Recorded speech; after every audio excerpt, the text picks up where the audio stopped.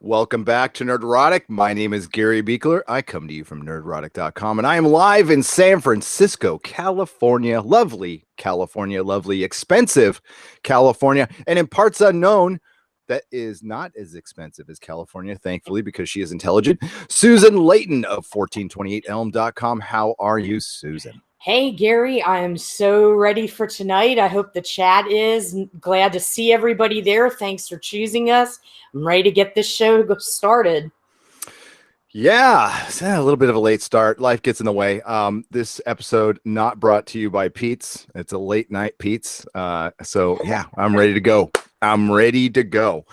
It's the simple things in life, ladies and gentlemen, that can make somebody happy. This goddamn tree is gone from my backyard. I don't ever have to rake those leaves again, ever. And it makes me so happy. It's the little things. Yes. Pete's Coffee. I have to say, Pete's Coffee took over when I lived in Maryland, Caribou. And I don't even know if you guys know of Caribou out in the West Coast. I doubt you do. But for some reason, Pete's was kind of, I couldn't get into it. Maybe it was the brew. I don't know. Yeah, I don't. What's up, Vixen of Vava Voom and Small Yoda 3 and a Maggot? Tarka Jedi, Nathan Stanley. I like their. I don't get any of the specialty coffees. I'm not a specialty coffee kind of person. I get black coffee. So coffee. Yeah, it's crackalicious, and it basically has to be crackalicious. If it really reminds me of doing a lot of crank, that's pretty much good coffee. Not that bad, but good in coffee. Just a tip, and it sounds real wonky, but put a little butter in your coffee. It is delicious. You'll get it. Yes, trust me on that. Yeah, I've never heard that. That is crazy. Yeah. It is crazy, but good. It is crazy, but good. Wow. Nathan Stanley, Matt Guy, Mary Ashmead and her wrench, Doug 34, Mark Santos. Who else do we have in here? Mark Lazarth is here. Tarka Jedi. G'day, Tarka Jedi. Australia. We love Australia. We love the UK. We love Canada. Yes. Matthew Matson, what's up? How's it going? What is that one? Turrican Rex. Turrican Rex? Is that how you pronounce that? Jaloja. I made sure I Jaloja'd before I started the show. Everybody make sure you Jaloja before you take a trip and start a very long, especially if you start a podcast with Doomcock, you better Jaloja. That is for damn sure. Chris Persia, Strawberry Hellcat. I like that name. Joker 79. What's up, everybody?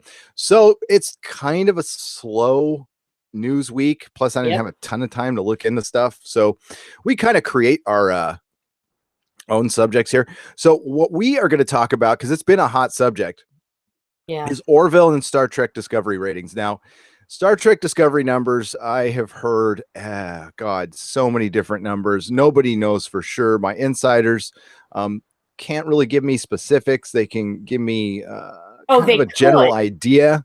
They could, but they choose not to. Yes. Well, as CBS could give us some specifics, but they choose not to. Yeah. But I'm going to say right now, it's pretty easy for us to figure out a general number. And I mean, like within 100,000. All right. I mean, that's pretty general. That's still knowing what's up. And all you have to do is really equate it to the Orville ratings. And you go back to season 1 of both. You go back to season 1, the first episode of Orville. You go to the first episode of Star Trek Discovery, which aired on network television. And they both got the same amount of views. They got 8 million overnight viewers. Yes. So then you look at the drop off from both pretty much. And I would imagine that the drop off for Star Trek Discovery, if it was still on the air, would be equal to the Orville, which was about 5 million. So if you go behind that paywall, you're going to lose millions right there, just automatically. My guess, just in what research I've done based on the interest, and I'm talking about the second episode here, based on interest in other YouTubers' videos. That is a great way. Interest can be judged by how many people are talking about on Twitter, where you are going certain videos, and the amount of people who are in to those videos. You can judge interest. I don't think you can get near the ratings. The interest has clearly gone down for Star Trek Discovery, and for the Orville, I think it's maintained. I think it's a very specific, specialized audience. You know, kind of like what Star Trek is. It's a very specific, specialized audience, and that's kind of the conundrum CBS thought they had with Star Trek, and that's why they've enacted so many changes, because they wanted to make it a Star Wars, and that's something it can never be and will never be. It's going to appeal to a certain type of person, just like Doctor Who. Doctor Who's going to appeal to a certain type of person. It's niche entertainment. Yes, and that's where it belongs. That's where it belongs. And trying to make it for the general masses, it doesn't really work. Even the JJ Star Trek movies, which are the ones that financially did the best. I don't think I'm not sure if they're counting inflation compared to the other movies, but we'll just say they're the one. Yeah. They did really good, but not spectacular. Not, and that's okay. I think what these companies, I think when they take over, they think they have a cash cow, and they do if they take the time to research it, make a good, and then you could put out series for years, and that is a constant cash flow. And I would rather have a constant cash flow than one big lump sum, but that's what they're looking for. Well, so everybody's trying to be risky. They're trying to reinvent the wheel. And I think that's where a lot of these franchises are going horribly awry. Yes. Well, and it's typical Hollywood. And those of us who like superhero movies have been dealing with this for decades now, where a property will get to a producer, and the producer's all, well, we got to change this. Superman can't fly. He's got to be played by Nicolas Cage, and there's got to be a giant spider, and and smoking a cigar. And the producer not realizing that this is a character that's been around for, at the time, 50 years. And it's done just fine the way it is. And it previously had a very successful movie because the person who made that movie pretty much ripped the version out of the comic and put it into a film, and that Donner film is still perfection, and it does well. Iron Man does well, but they fail to see that. They look at all the peripheral stuff. They look at all, I want it to be Star Wars. It's in space, so it can be like Star Wars, right? That's pretty much how much thought. And they're also looking at ancillary products too. They don't care about the story. They're like pretty much what Mel Brooks did in Spaceballs in 1987. It's all about the merchandising. They want to make sure that they have that cash cow where they can sell it to like Burger King and do all this shit. And it's like, but do you have a story? Do you have something compelling? This is great that people can have a Slurpee cup, but what's your story like? And maybe take another snort of Coke. That's what it boils down to. Are we in butt chugging mode already? It's past 8. It's almost 8:30. Mark Lazarth says at Nerdrotic they put STD season 2 premiere on YouTube for free. Is that true? Can we find that right now? Because there is probably clicks right under it, and that will tell you exactly how many people watched. That's the first I've heard of it. So yeah. Now, did they put it on, or did somebody put it on? Yeah, was it an unnamed person? Yeah. You're looking for that? There it is right there. Oh my God. Who put it up though? Is it actually? No, it's CBS All Access. They published it yesterday. Really? It has 99,000 views.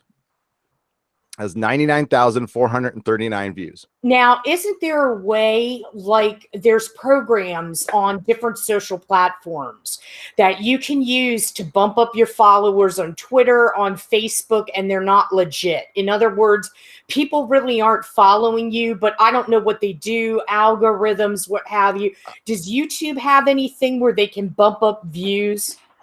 I don't. Yes, there are places out there you can but it's no, YouTube frowns on it. I don't think CBS All Access would do that. 99,439 views means that many people clicked on it. I don't know if there's a place you can go to see how many people watch the whole hour. My guess is a third. And I'm being friendly about that. A third. So CBS All Access only has 82,000 subscribers. I'm not even going to share their channel. You guys can go look at it. That is bad. It only has 337 likes, 99,000 views, and 337 likes. So that pretty much tells you everything. 45 dislikes. Here I'm make it 46. Our contribution. I'm sure somebody from CBS has downvoted one of my videos, so there you go. So there you go, folks. It is thank you, Mark Lazur. They put it up yesterday, the season 2 premiere episode for free on YouTube. How would you take that? As a sign of health and prosperity? No. Or desperation. We need views. We need people to watch this show, so we'll throw it up on YouTube. People will go, and then we'll somehow factor these into actual views of the television show. Mark, Captain Nemo says likes take several hours to update. Not necessarily. My likes are pretty spot on. Hey, Chris Preja, thank you for the Canadian $2. It's going down. Congratulations on going channel-less. I gotta refresh it. It's 47 now, 49, 55. Let's bring it down. Oh, watch season 2. Okay, wait here. I'm not gonna put this up because they'll copyright strike my ass. Yeah, they will. They really won't like this. Star Trek Discovery is watch the season 2 premiere for free now. Subscribe at cbs.com Star Trek. I'm not going to say this is an incredibly smart move by them. No. But it's desperate. I would put, the first hit is free, kid. My question is, why didn't you air it on your network? On your freaking network on CBS, yeah. Like, why would you air it on YouTube when you own a network? So, maybe because more people watch YouTube than your network? Probably. Or maybe CBS didn't want it on their network. Maybe not. Hey, you can get Star Trek Discovery Season 1 on YouTube for $27.99. I would rather set that on fire. No, I'd rather donate it to somebody. I'd rather give it to a homeless guy on 6th Street. Well, that's a bit pricey for them. Yeah. Bulls Trek actually gave me a great idea. I think it's time to barbecue another Blu-ray. Doctor Who Season 11. Yeah, bonfire. Little Blu-ray barbecue. I actually got a lot of guff for that. Like a lot. Everybody's like, you're wasting money. It's like, you know what's happening now? David Tennant has a podcast. I saw that. And my fear is that with this podcast, because he and Jodie are very close chums, that it's going to turn into a, people don't understand Doctor Who discussion. And this is what we're trying to do. I would like to believe that Tennant wouldn't do it and it would just be two, pals chatting. But I worry about that. I'm just not going to listen to it. No, I probably won't either. There's a lot of creatives out there. I don't agree with them on I'll tell you right now, this one, it makes it hard for me to enjoy Hellboy now because I accidentally saw one of Ron Perlman's tweets and I'm like, you son of a so I blocked him. I blocked Ron Perlman because I don't want, it's like, and the reason I blocked him, it's like, I want to enjoy Hellboy. And if I see one more of your tweets, I will never watch it again. He seems to be bitter about it. I've seen his tweets and he's like exceedingly bitter about the new Hellboy. Yes. Well, he's bitter about a lot of things. So I was like, and listen, I know, and that's, honestly, I interact with all you guys on Twitter. I see the notifications and stuff. And those of you who follow me, I try to interact with you as much as I can. And it's perfectly fine. I don't really see much of the toxicity on Twitter because I don't look for it. Because I just straight up don't look for it. Yes, I blocked Ron Perlman, Sean. Just but the reason was it wasn't for like some snowflake reason. It was just like I want to enjoy Hellboy, and I just if I don't see it, I'll be fine. You know, he can say what he wants. He's free to say what he wants. That's great. It has 75 dislikes. Oh, that is great. You guys are brilliant. It's just gonna 77. It's like a ticker now. Yeah, that's pretty funny. Well, I had to stop following William Shatner. I got tired of his crap. Very sad. You know what? There's people I follow and I don't see them that much. I don't see their stuff very much. It's, you know what? I follow a ton of comic people from the comic shop, which I need to really clean that up. Comic artists and stuff. And I see that stuff and yeah. Is it down to 100 now, Nathan? That is great. I think it's funny. It'll be interesting to go back and check in toward the end of the podcast. Yeah. See how the numbers have fallen. We'll see how it goes. I'm going to get the TV series finale here, and we are going to check out the Orville ratings. Thanks again, Chris Persia, for the super chat. It is greatly appreciated. Because I dove in. I always like to look at season 1 and compare to season 2. And the Orville isn't as clear cut as other shows are. I think the Orville gets picked up because there are shows that might do better, but the Orville gets talked about like on social media a lot, on YouTube a lot. It's got a pretty vocal fan base. So, and it's a very interesting fan base. It is Seth fans melded with disgruntled Star Trek fans, and then there's just like people who watch network TV, some normies. So it's a really interesting cut. But there's a real divide between some people just dislike Orville because it exists against Star Trek Discovery and vice versa. And that's interesting. That's when things get personal. You know, it's like, if you don't like Star Trek Discovery, somebody takes it as like a personal attack, which it never is. I just simply don't like the show. Well, yeah, and I've seen a lot of people, I see it in the comments with our show, like the Orville that we did last night. Star Trek Theory came in and just blasted us, with how horrible the Orville is and how dare you speak ill of STD. And there's a lot of that. Who's Star Trek Theory? I checked into it and nobody of consequence. Nobody, it's a day that ends in Y when I get somebody blasting, listen, it used to be very pretty nice in our comments and stuff. But when I started taking a stand on stuff, that's the risk you run. But Jeremy from Geeks and Gamers did a really good video from his car today that I watched, and it was like a little motivational speech that I agree with 100%. He was talking about other people just encouraging people to become YouTubers, to turn on a channel, make it a hobby. If it's something you're thinking about doing.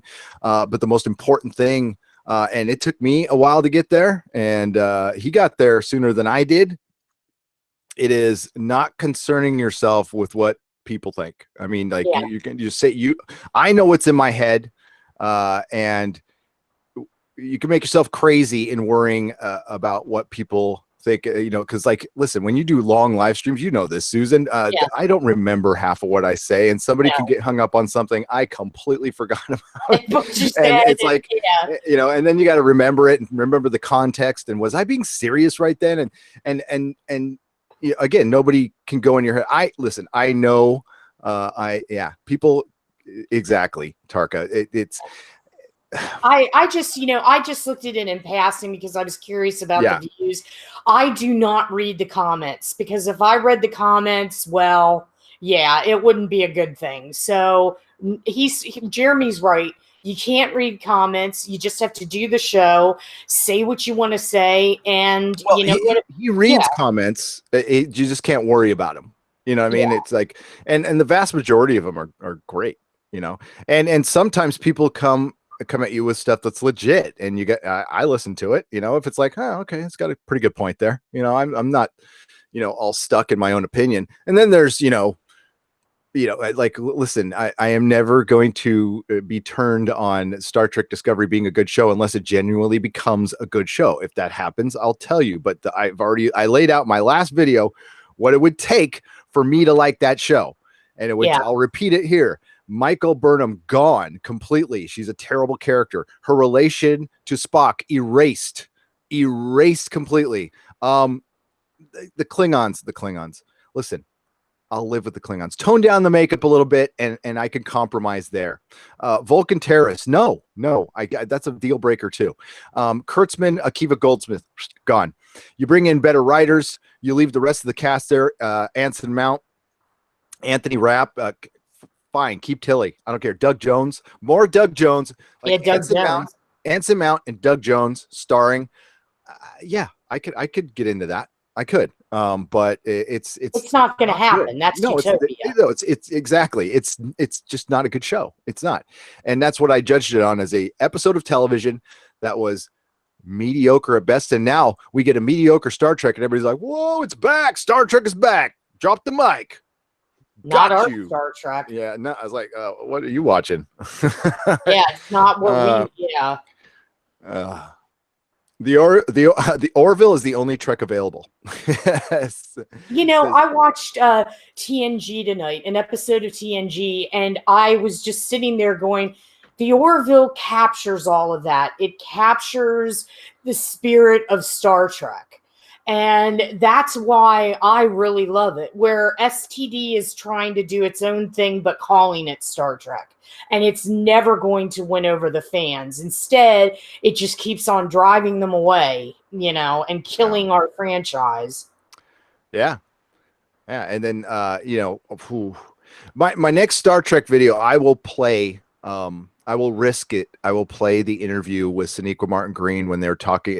It's the women of Star Trek Discovery, and they talk about the diversity casting and how it was a priority.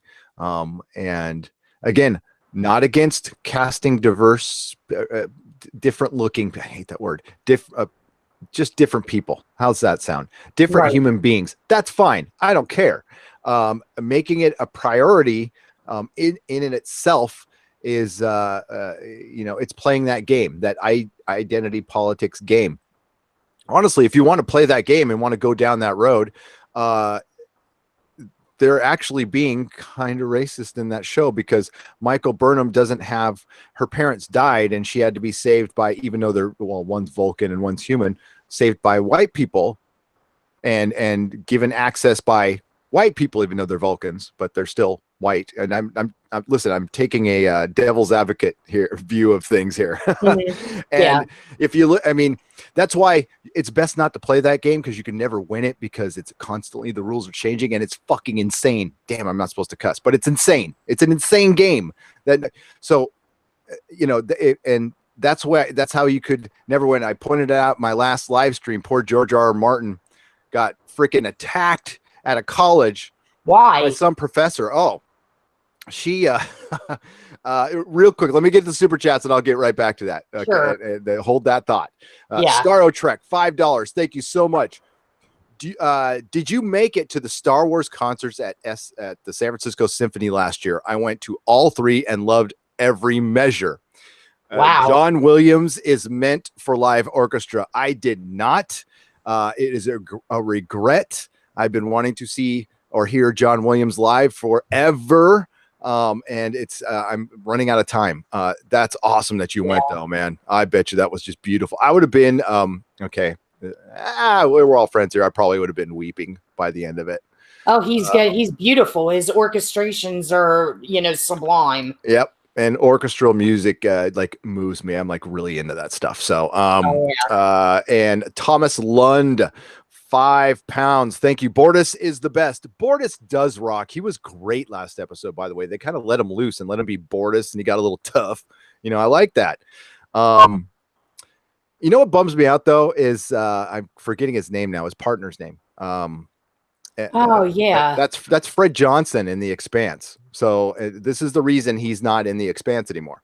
Well, you know who else who he was on HBO? He played Cuddy on The Wire. Yep.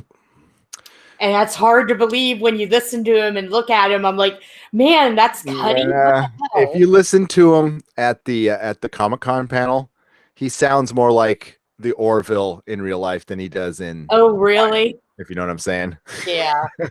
Yeah. He might be a musical theater fan. I'm just saying that, and it's not a judgment. I you love just music. feel it. Yeah, you just feel it. It's okay. It's nothing wrong with that. Believe me, some musical theater is just great, like Rocky Horror. Eric Hyman Ezel. Sorry, my friend. $5. Here's hoping the modern dumb Klingons are some sort of augment virus transition point. Also, go Orville, go. Exactly.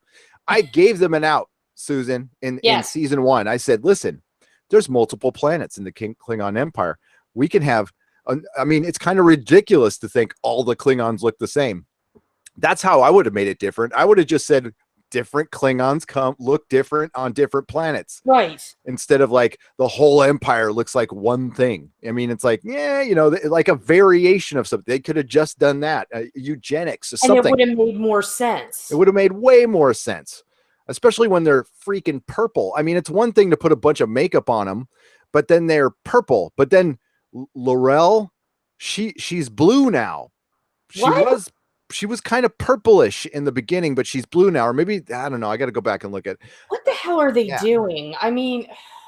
At first, I remember in season 1, it was evolution because people were complaining about the Klingons. They were like, these are not our Klingons. We don't recall this. And they're like, well, you have to figure it's evolution and all that stuff. And they try to keep on gerrymandering them, and they keep on looking worse and worse. Yeah. And they use the logic of, well, we changed them back in the 70s. I'm like, well, yeah. They changed them, and so it's okay for you to change them. You know who changed them? Gene Roddenberry changed them. So that's fine. If Gene Roddenberry wants to change the Klingons, he can do that. Alex Kurtzman and Brian Fuller and Bad Robot, no. Secret Hideout, which is not affiliated to Bad Robot whatsoever. Thank you very much for the super chat. By the way, Kilroy was here. $2. Make these Klingons an offshoot race like the Romulans. Yeah. Yeah, that would make sense. That would make total sense. They evolve differently on a different planet, and they're you could make them like the religious heretics of the Klingon Empire, and that would have been easy. But no. See, the whole intent is not to explain this stuff away. They want to take over the canon. They want to insert themselves in the canon. They want to solidify their importance. They being Secret Hideout, J.J. Abrams. They want to guarantee their legacy in this. Their legacy is going to be shit because they're not even. They're making their own canon. They should just come out and why the subterfuge? It's like, let's just come out and say, we're creating a new Star Trek, everybody. So just here you go. Those of you that want to watch, go ahead. Those of you that don't, instead of shoving it down everybody's throat and fighting and saying that it's Star Trek the way Roddenberry imagined it. Just no. Thank you. Kilroy was here. Strawberry Hellcat for $5. Have you seen the new spoiler Funko Pop from Shazam hinting at the new 52 Shazam family to be included in the movie? This would not be good. Strawberry Hellcat, I agree with you. Anything new 52 being inserted in anything other than the trash can is not good. I'm not a fan of the new 52 at all. I sold those comics at my shop, and I didn't like them very much. And don't get me started on that. DC really knows when to shoot themselves in the foot, and it sucks because I like them a lot. Rebecca Gold, £1.99 says, awesome show. Thank you, Rebecca. You're awesome. She is. She's going to get back to me about David Tennant. I can't wait to hear about that.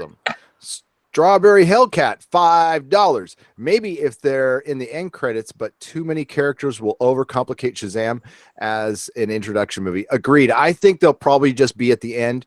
I'm actually pretty hopeful about Shazam. It looks kind of like a fun movie. We'll see. It could be a complete train wreck too. It could. You think Zachary Levi's trying to be too much like Ryan Reynolds, though? I'm going to have a hard time getting over that costume. He looks kind of silly in it, but we'll see how it works in the movie. Maybe it works. I got to wait and see.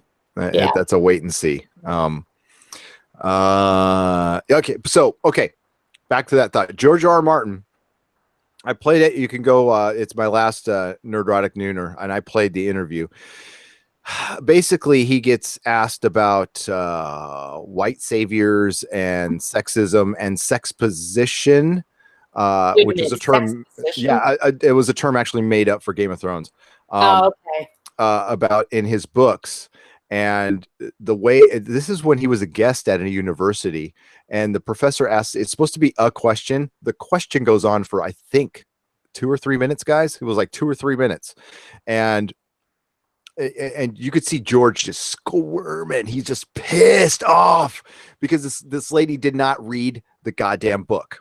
So she heard a bunch of stuff. She repeated a question she heard without reading the book, and she equated the slavery in Game of Thrones to like American slavery when it's Roman slavery. So Game of Thrones, Song of Ice and Fire is based on feudalistic times, medieval England, the War of the Roses, the Roman Empire, Genghis Khan. Yeah, I mean, you mix in pretty much all of world history, you get Game of Thrones. That's why people look at a certain, so Westeros is supposed to be like Northern Europe and England, although it's the size of South America. That's why people look like that in the context of the book. It's and the whole point that I was trying to bring up is, George played on their side for a little while, and this is why, again, you shouldn't play on that side because it's not a game you can win.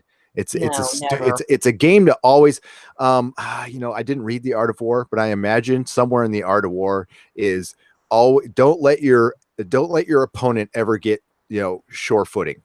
Always keep them guessing, always keep them off their feet, and that's what this is. This was, we're changing the rules, changing the goalposts and all this bullshit that's going on. That's why it's just best to go, okay, fine. You can think what you want. You're crazy pants. Crazy pants can go over there. And by the time he's done answering it, he's frustrated. It looks like he wanted to walk right the hell out of her. Of course, in the middle of the question, the lady had to remind him, even though she was introduced as a professor, she had to remind him that she was a professor. So it got the whole thing. If I could find the video again, I will link it in the description. If not, it's on my last Nooner. And it's if you want to search it, I think it's George R. R. Martin asked about sexism in Game of Thrones, and it'll just make your head explode. It's terrible. I sometimes think those people that bring up those topics and discussions are desperately want attention. Yes, they want to be thought of as look at me, I'm so erudite, I know everything about everything, and I'm a PhD. And it's like, you know what? No, you're tedious. You're annoying. Everybody's entitled to their own opinion. But when you start bloviating and everything, it's like, just shut up. Do you hear yourself talk? Yeah. Yeah. So it's exactly, Sean M. Exactly. That's the only. Usually I don't like going to the FU response because it means you lost the argument, except in an instance like this when you don't even really want to have the argument and I can barely muster up 2 words for you and it's FU. It's like, I just think of a song by Styx called Too Much Time on Her Hands. Yeah. Like, we live in a great country when we can have serious, long debates about sexism in fiction, in made up pretend stuff, and trying to dice that out. And you know what it is? You know what the truth of the matter is? George R. R. Martin was a nerd who spent a lot of time by himself in a room looking at his turtles and developing this brilliant story his entire life. He didn't even know what it was, but he was building it in his head, and it started with his freaking turtles, and he was lonely. He was simply lonely, and he probably wasn't very happy with his life. So he created a whole other world so he could just get through the day. And you know what? It ended up making him a crap load of money, and good for him. Escapism is important. That's why it needs to be protected. And that's why people are threatening this right now. You can't write. There's certain things you can't put in stories anymore. George R. R. Martin, the reason I brought it up was George R. R. Martin's pretty much had to go back and rewrite the whole damn book so it could fit in 2018, 19, whatever the parameters they have set up today, which I would tell them to F off at this point. I would write whatever the hell I want. But I can tell, right? I can tell you right now, I think he's rethought a bunch of stuff because he knows he's going to get crap when he comes out with the book. And listen, there's a certain amount I bet he can totally take, because he's gotten crap all his life. But then there's a next level. And are you willing to put up with that? Or is it just easier for you to change the story? And it is purely my speculation, but I think that might have gone, I would say that played a part in the delay of the book, that the current political climate made it impossible to write certain things in there anymore. I mean, we had the Mary Sue refusing to cover Game of Thrones, the show, anymore because they alluded to I don't even want to say the word, something that rhymes with tape. With Sansa at the end of season 5. All right. And listen, that's something that happened back then, and you should be free to write about it. Doesn't make it great. Doesn't mean you endorse it. Are we going to start rewriting history yes, that's what's next. And it's under the guise of, sensitivity and No. I mean, life, Joe Rogan said it on a podcast with Randall Carson. It makes a ton of sense. We're never safe. We're never safe. When you go to bed at night, your head is next to a window. That's glass. That's easily broken. We are under the illusion that we're safe. And that's great. It's nice to be under that illusion, but you're never safe. No. Ever. And it's bad when I'm watching movies now, like classic movies. Like tonight I was watching Lawrence of Arabia, which I love that movie. But what goes through my thought, my mind now when I watch movies anymore is, well, this wouldn't fly in 2019. Yeah. Nope. People would be pissed off because Peter O'Toole was Irish and he's portraying an Englishman, and there's all of these people colonialism and blah, yeah, blah. And I was like, oh no, wouldn't fly. And here's the thing. I'm going to get to Super Chat next, but this is a question for the chat. This isn't a matter of if, it's a matter of when are they going to start editing stuff. I mean, they've already done it. They did it to Tom Sawyer, right? Haven't they retroactively edited Tom Sawyer, or maybe it's the other book? But when are they going to start doing that to movies? Spielberg did it to himself for E.T., took out the guns. When are like, say, Apple, if you want to have a movie on Netflix or Apple, you can't have this. Or even worse, the BBC, which is government run or owned or associated with the government, we'll just say. Yeah. They start putting parameters like you can no longer put this, or anything that used to have that needs to be edited out. When does that start happening? Because that's when we really need to. That's something we need to fight, like really all the way. Even if it's a bad movie we hate, we need to protect what's in our films, because it is history. It absolutely is history. I don't know. It's like our cultural lore.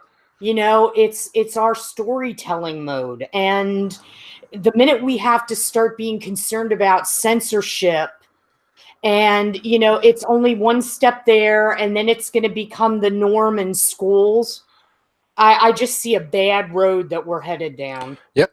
And the thing that encourages me is what I see on YouTube, and what I see out from just I won't say normal folks. None of us are normal. None of us are.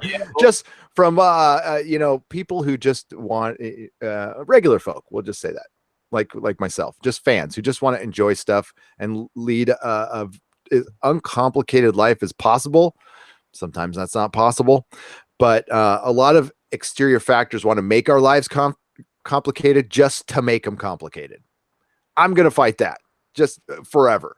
Plus, I've got the energy to do it right now. When I'm older, maybe not. Maybe I'll just be griping to get off my fake lawn because I'll never have a real lawn again. Get off my lawn. Get off my AstroTurf. Okay, so Strawberry Hellcat, $5. Oh, I already read that one. Jay, but thank you again.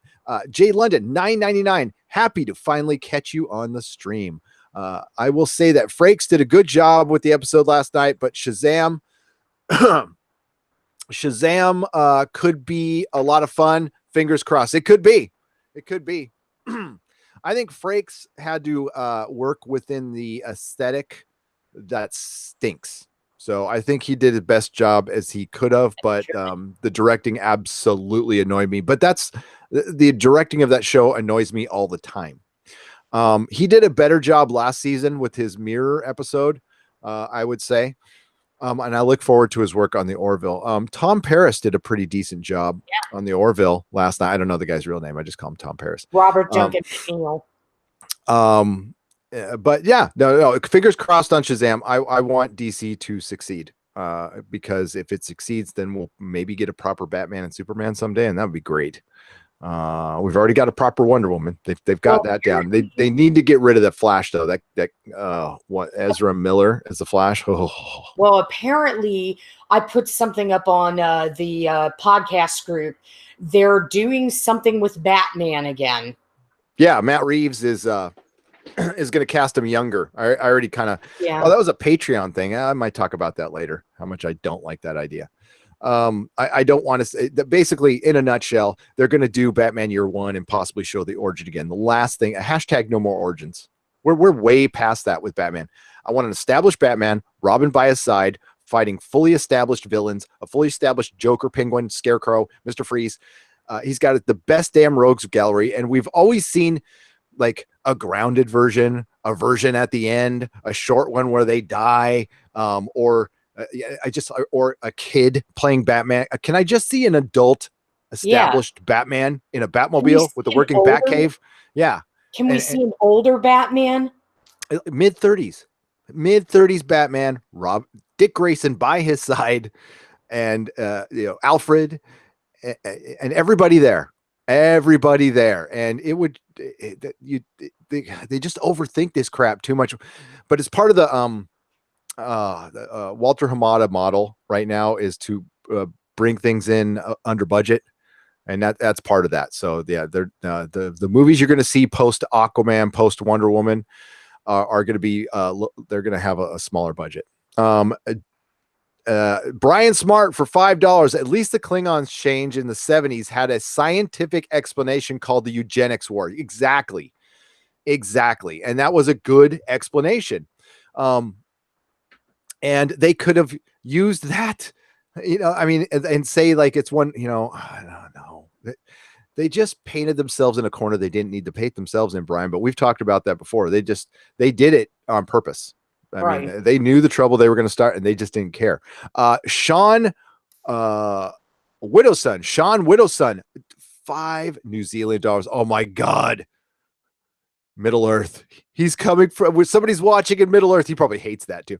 Watching from New Zealand. Keep up the great work. Keep the great work coming. Been following for a few months and just joined your Patreon. Great stuff. Sean, welcome to the Patreon. Thank you so much. And oh my God, I can't wait to get to your country. 2 years. I'm going there. I cannot wait. Sorry, Lord of the Rings are that's my favorite trilogy. It's my favorite thing in the world. I love it. Watch it all the time. I even like those damn crappy Hobbit movies. Yes, I do. I like bad stuff too. That's why I don't, if you like Star Trek Discovery, I'm not going to judge you as a person. I like some awful stuff, terrible stuff. Ghost Rider Spirit of Vengeance. I love that movie. It's terrible, but I love it because it's Ghost Rider. On Nicolas Cage, but I like him though. He's hilarious in that movie. Yeah. If you just dial back the expectation and see it as as a dope fiend kicking for 2 hours, that's pretty much what and that's how he acted, like a dope fiend kicking, because he probably actually was. Yeah. Rising Storm, £5. BBC rewriting English history to be more progressive and paint the native pop as evil is one of the reasons I stopped my pay TV license, and a lot other people have too. And it's not about, listen, I'll repeat this again. I have not seen anybody saying, I want to see the other side's politics put in. Everybody has just said, I want to see less politics. That's it. Yeah. I have not seen a single person in any of my comments. Now, I haven't read them every single one. I've tried, but some of them have 1,000. But I read most, and I read a crap ton of those Rotten Tomato reviews, and I didn't see it once. Oh man, I saw a funny one. There is a funny review.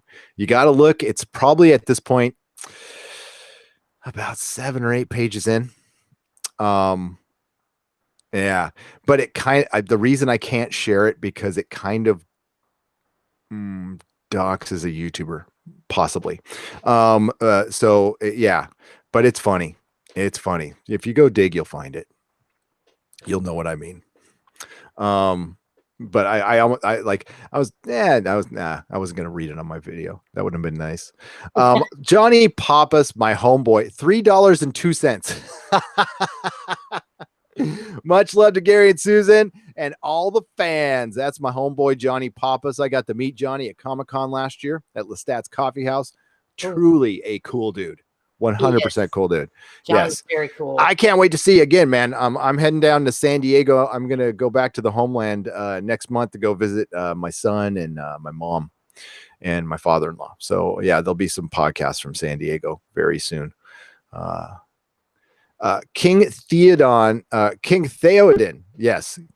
Why did I say Theoden? Because I can't read. King Theoden is my favorite character. How did you know, Thomas Lund? I absolutely love his story. Love his story. 5 pounds. And, goes out like a boss, too. He gets to go into the halls of his fathers with honor. And we should all do that. But goddamn, that movie, his speech, there's a lot of great speeches, but when he gets up there and he's all death, I was like, yeah, I love that one. Ooh, man, it gives me goosebumps right now. Love that speech. A red day. Mr. Twisted 72, $5. For the Mighty Wrenches, at Mary Ashmead, at Penn Farm Girl, at Cato Roan, et al., at Johnny Pappas, who's in there. Nerdrotic, Susan Leighton, congrats on 34,000. Keep up that kick-ass work. Mr. Twisted 72. Thank you. Thank you. We can only keep it up because you guys are part of the show. That's right. You guys kick ass, we kick ass. I mean, that's about it. We're just a couple of humble people with microphones. Exactly. Thank you so much, Mr. Twisted. Let's get to the chat a little bit now. I don't, slow news day, schmooze day. We can talk about stuff. There's plenty of stuff to still talk about. Tarantino's, I'm worried now. The news about Tarantino's Star Trek. That they put it on a priority. And what it seems like, I was reading between the lines, and it just worries me that we're going to get another version of Star Trek that isn't canon with different characters. Yeah, honestly, if you're going to do a yes, Penn Farm Girl, Normal is incredibly overrated and undefinable, by the way. What's normal? I wouldn't even get close to that. With Quentin Tarantino, you'd almost have to put it in some form of an alternate reality to let him do his version. But I don't be surprised if his version is pretty goddamn faithful. Like, he will probably go completely retro because he's a retro guy. I hope he does. And he would probably do something really. Listen, I am interested as hell, and I got to give the producer in that article says, hey, you say Quentin Tarantino Star Trek, your ears perk up, and I'm like, yep, they absolutely do. The only reason I got a little worried is when they started talking about what timeline, and it almost seemed like the writer was intimating that it could be, that they toss Chris Pine and all those people out and, redo it or something. That gave me a cause for concern. But knowing how much of a pop culture geek Quentin Tarantino is and the love he has for different genres, I'm betting he is going to be faithful to Star Trek. He'll probably go back, if he hasn't already, and watch the older Star Treks and go from there. I'm sure he has. I'm sure he's seen every single one.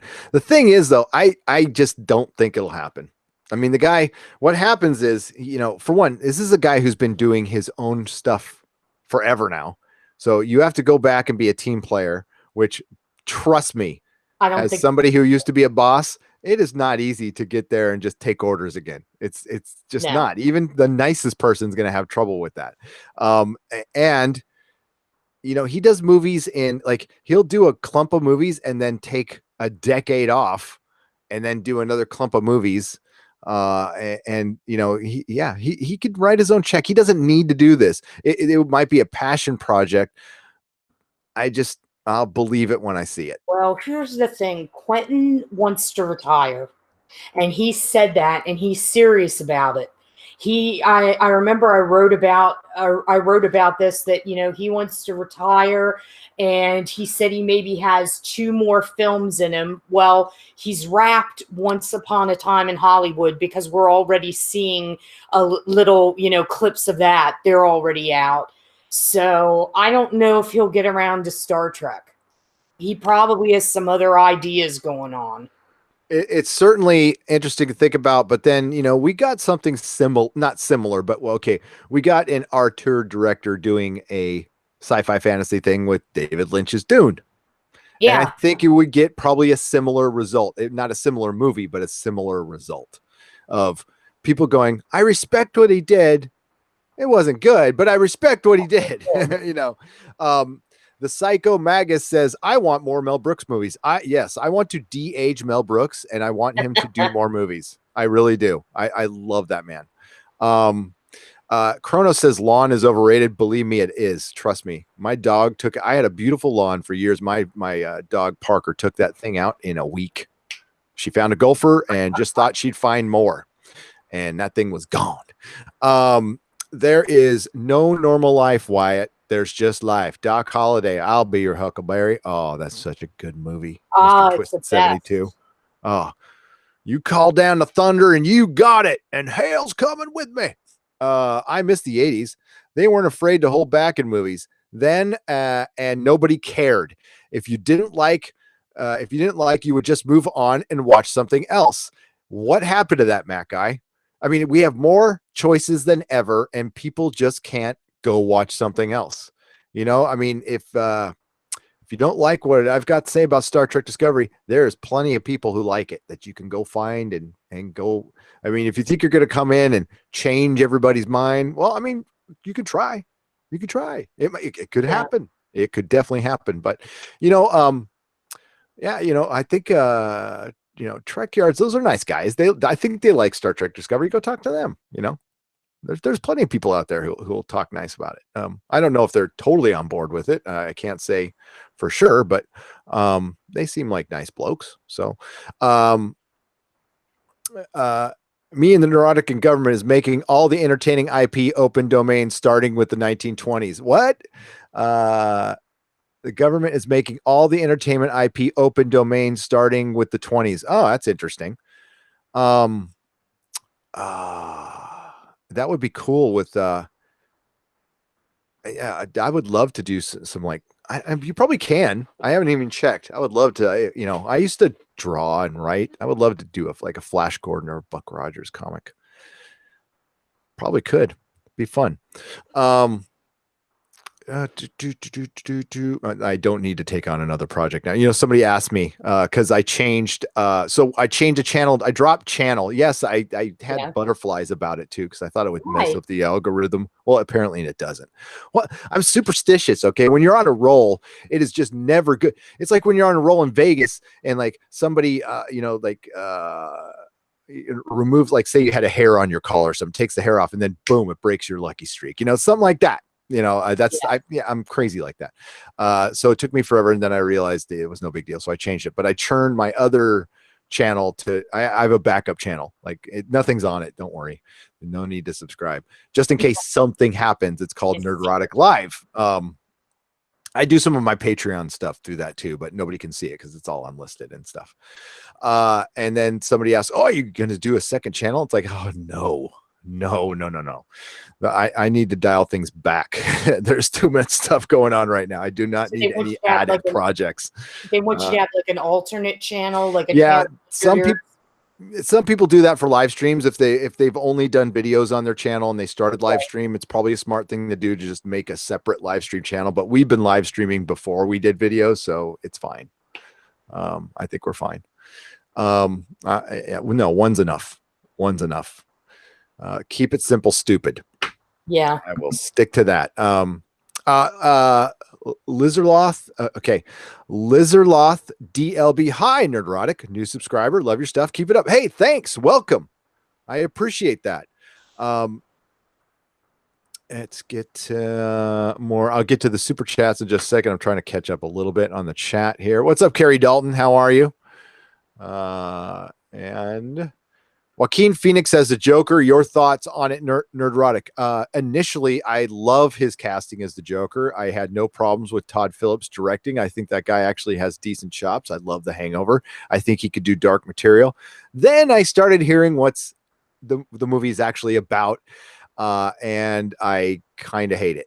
So yeah, his casting is fine, but the whole fact that he's there's no Batman, or Batman's going to be like a baby. So if this Joker sticks around, then this Joker will be like 75 when he fights Batman, and that won't be much of a fight. They're going to put a bunch of modern politic. They're making it a. I'm not even going to say that. I don't say the president's name because I don't like to get political. It's not one side or another. I just don't like to talk about it. And they're going to make it all modern and political. So now I doubt I'm even going to see it. And that's a waste because Joaquin is a very fine actor. Yep. No, he'd be a great Joker. I think he's Walk the Line is one of my all-time favorite movies. Yep. So, yeah.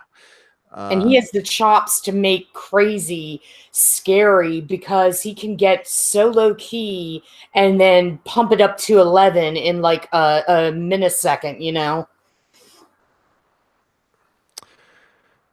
Michael Keaton was the best, and if they did a Batman Beyond and cast him, that would be so cool. Take my money. That'd be so great. I love Batman Beyond. What's up, DJ Bowman? How's it going? Okay, we got Action Com, $5. The Star Trek movies influenced the future of starship design, uniform design, and alien design for the series. Why do they not inspire anger? I don't know. The Star Trek movie. Oh, you're saying the Star Trek movies influenced all the change in designs.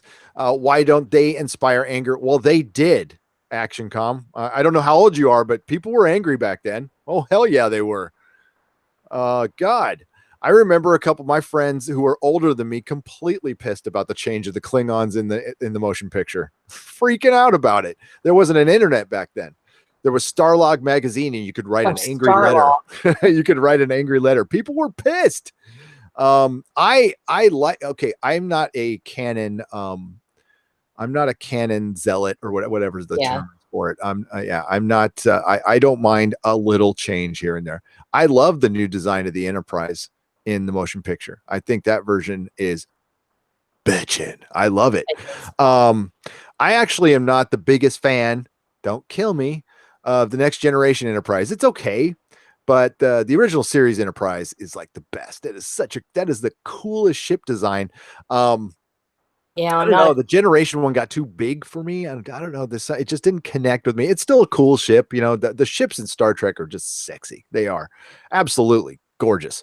I love Klingon Bird of Prey. That's kind of my favorite ship. So that is a great ship. Such a cool ship. With the Star Trek the motion picture, when they first see the Enterprise, it sounds like I'm really strange, but I actually had tears in my eyes when I saw her. I was like, oh my God, there she is. It was such a great moment. Yeah. Listen, the design of the Discovery is the actual ship is fine. It's like, yeah, I like it. It's fine. It's, it doesn't fit with the whole spinning disc and everything, but, if that was more modern, yeah, that'd be cool. I like ships. I love the Expanse ships. They're not like the sleekest, prettiest ships in the world, but they really fit the aesthetic of the show, and they look real. Yeah. I love the Rocinante, so that's a great ship too. And Serenity and Firefly, that's a beautiful ship. And yeah, dig it. But you don't have the blueprints at your house, and you don't study them on a regular basis. No, I don't. Well, the thing is, like, yeah, I don't collect stuff I can't openly display, even though I don't openly display everything. Does that make sense? Right. Like Yeah. to display blueprints, I would have to get frames, multiple frames, and put it on my wall. Otherwise, they're just a bunch of folded paper somewhere and they're like, what am I going to do? Open them up and look at them and go, wow, these are blueprints, and then put them back. I can't like enjoy that, you know? Yeah, I can't enjoy that. Let's get the Eagle from Space 1999. Yes, she was a great ship, Warren Friedrich. She's beautiful. The Filthy News hated The Lord of the Rings. Too boring. Don't hate me. Well, we disagree on a lot of stuff, Filthy. So you like Star Trek Discovery. That's fine. I know I won't hate you. I mean, you're wrong, but I won't hate you. Your opinion is wrong. Mount Doom was pretty awesome to see in real life. Hobbiton is stupid expensive, but for a big fan, it's worth it, says Sean. Yeah, I'll probably pay it, but isn't any? Yeah, I'll pay it anyway. And and it's probably like a half an hour in there, right? You probably have to, pay an arm and a leg, and it's like a couple Hobbit holes and 20 minutes, and you're in and out. Yeah, I know how that goes. But just going to New Zealand would be great. Aren't you going in 2 years? 2 years. 2 years. I'm going on a big old trip in a few months. I know. Well, I'm envious. Yeah. Oh, wow. Yeah. And Mrs. Neurotic is in Japan right now. When's she getting back? Monday, I think. Monday or Tuesday. Yeah. God, I barely talked to her today. It's kind of weird. We want movies like the 80s, but better. The 80s was a special time in movies. Now the further we get away, the more we realize that it was like the late 60s, early 70s of music. Like, we will never have that again. We are going through something very similar in television now. It's just harder to find, but there's some great television being made because of the streaming wars, and you just got to find it. I mean, listen, Counterpart might be appreciated in 5 or 10 years late, when it's too late. People like look back, and people look back on that show and go, oh, it really was good. The Expanse, I don't know if the Expanse is something that maybe it'll be appreciated later. It is appreciated now by a large number of people, but it needs to be a larger number of people.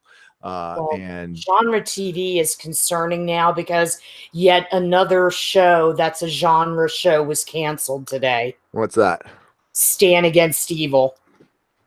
Yeah. You got to look at it this way. It's not genre TV. It's network and cable TV. They're dying. So they're not going to be able to support genre, and you're going to see maybe a mini return of reality TV, but people don't like that stuff anymore.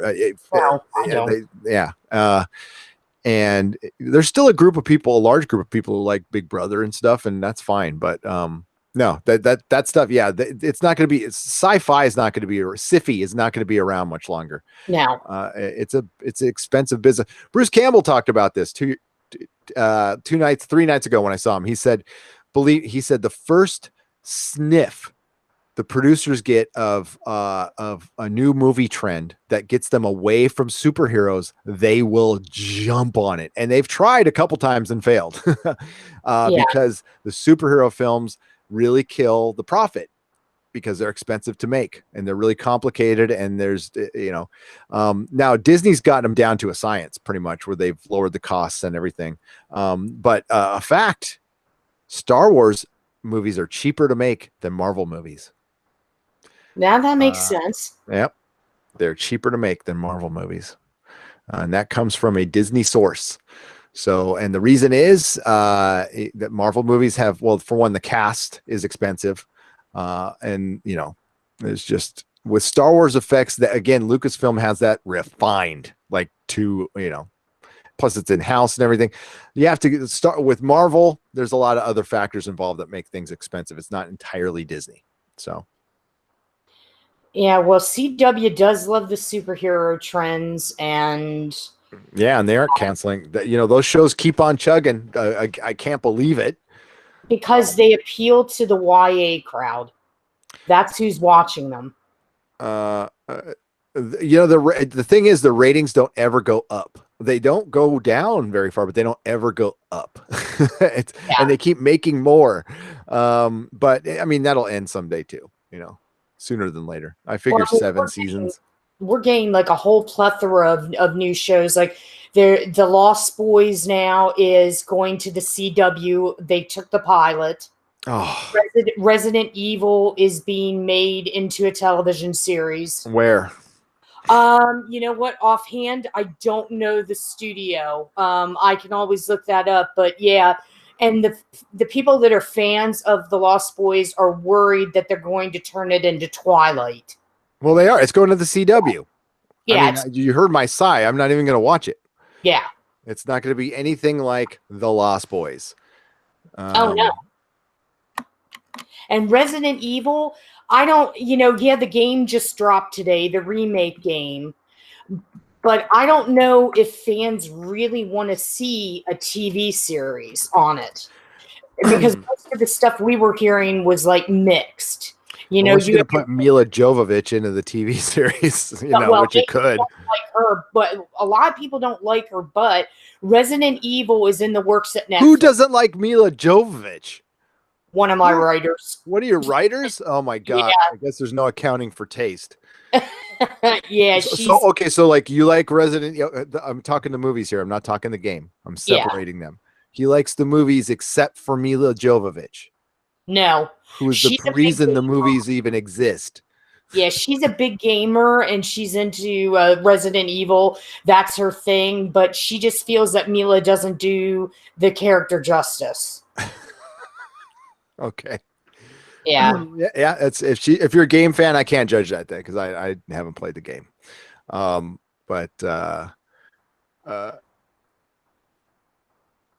Thank you. Thank you, Beehive Drones. Said Nerdrotic, good move dropping the extra weight of the channel. Yeah, listen, the reason I did that is it was redundant as hell because we're already on a YouTube channel and it's supposed to be the Nerdrotic channel. And I just had it as Nerdrotic channel. And why did I even do it? I had Nerdrotic before, and this is before the channel got big, and there was YouTube was starting this thing, a brand page, and you could have, it's a long story. We'll just say I already had it reserved, and then I just never bothered to change it. I'm like, I should really change it. And then I asked my patrons and they voted like overwhelmingly to drop it. So, and then, I kind of dragged my feet. It took 2 months to do it because of superstition reasons. Does that make any sense? Probably doesn't, but it certainly works in my head quite well. This may sound stupid, but that's never a good lead, Small Yoda 3. I'm just kidding. But hold my beer. No, but I'm really not looking forward to the death of network TV and just using all streaming services because I still like to buy TV seasons on DVD. That's not stupid. No, listen, it's coming. I don't know if I'm exactly for it. I was kind of hoping we'd get a la carte TV and I could just pick and choose a damn single show. And I guess I could. I guess you were there. It's just not watching it live overnight. We'd have to, it's afterwards. I am not looking forward to losing physical media. That's why I'm glad I know how to make it. So that's probably what I'll end up doing. I'll probably end up making my own Blu-rays and my own art, and it's time consuming as hell, but it's kind of fun. So I'm only going to make stuff I really, really like. But if you can, as the medium dies out, like we're not getting Orville on Blu-ray, which sucks. But if you have a chance to get your stuff on Blu-ray, even if it's 1080p and it's cheap, buy it up. Just buy it up. Get your library going, because once they take full control of that, they being the companies, some stuff is going to disappear because it's in rights issues, or they're going to pull stuff because there's a dispute and there's like certain movies we're not going to be able to see. We're already seeing this. So I don't know. How do you feel about that? I know you like the physical media, but do you think that's like a misstep on the, for the studios for that income? The income's going down. That's the only reason that they believe me. They don't want to stop making it because it's cash flow, but it's just simply people aren't buying it as much anymore. And look, go to Best Buy, the section's getting smaller and smaller, and Yeah. it's because it's not selling, and it's not selling on Amazon. Certain stuff is still expensive as hell. Like Doctor Who seasons on Blu-ray, if you can find them, are expensive as hell. But has anyone checked out Project Blue Book on History yet? Kind of a 60s X-Files vibe happening. Warren, Frederick, we have. Yes. We have. I'm undecided on that show. I'm 3 episodes in. And I kind of like the first episode. I happen to know quite a bit about Alan J. Hynek. And they're basically using his name, and that's it. And they made him Fox Mulder. I was looking forward to it being a little more based on reality than it is. They're taking a massive artistic license with this. They had him climbing a tree in episode 2. Alan J. Hynek probably never climbed a tree in his life, even when he was a little boy. He was a straight up nutty professor academic. He was not Action Man. His wife was not a 50s housewife. She was into archaeology. She was a bit of a dorky academic herself. So I have to get past that stuff and see it as a show. And some of it's okay. But I'm having a little trouble dealing with that, probably because I'm way too into the UFO thing. And I can tell you right now, the UFO community hates it. Really? Absolutely hates it. They hate it. And that's the people you needed to impress, because they could have got the word out, and they across the board cannot stand it. Wow. Because I know J. Allen Hynek. Probably haven't researched him as much as you have. I write a lot about UFO cases and such, but I don't know. I'm enjoying it. I understand that they're taking artistic license, but I think for what programming we're getting out there, I think we could do worse. I think it's, I'm enjoying it thus far.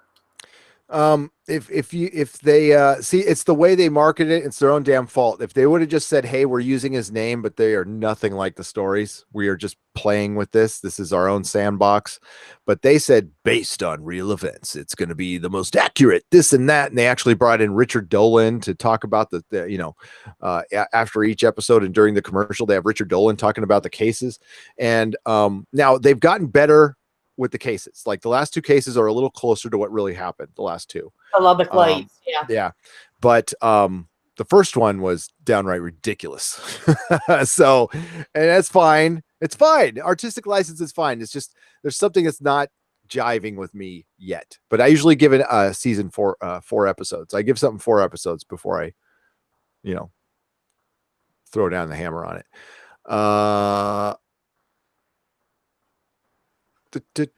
Since the creation of film, there has been science fiction. Science fiction will always be around. Genre will always be around. It is the single most important part of entertainment because it has fandom. You can roll out all the reality shows and drama shows and procedural cop shows you want. None of them have fandom like genre do. Zero. So they're cheap to make, the reality shows, and that's why we get a plethora of them.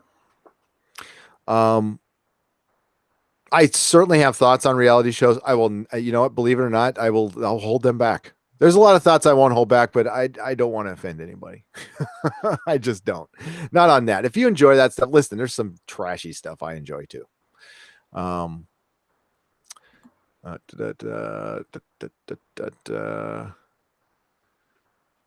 There's a reality show in South Korea called The Genius that I couldn't totally get into it because I had to read the subtitles all the time, and I just don't get South Korean culture. There's probably a lot of innuendo and stuff that I'm not getting because I'm not South Korean. But they have celebrities play this show called The Genius.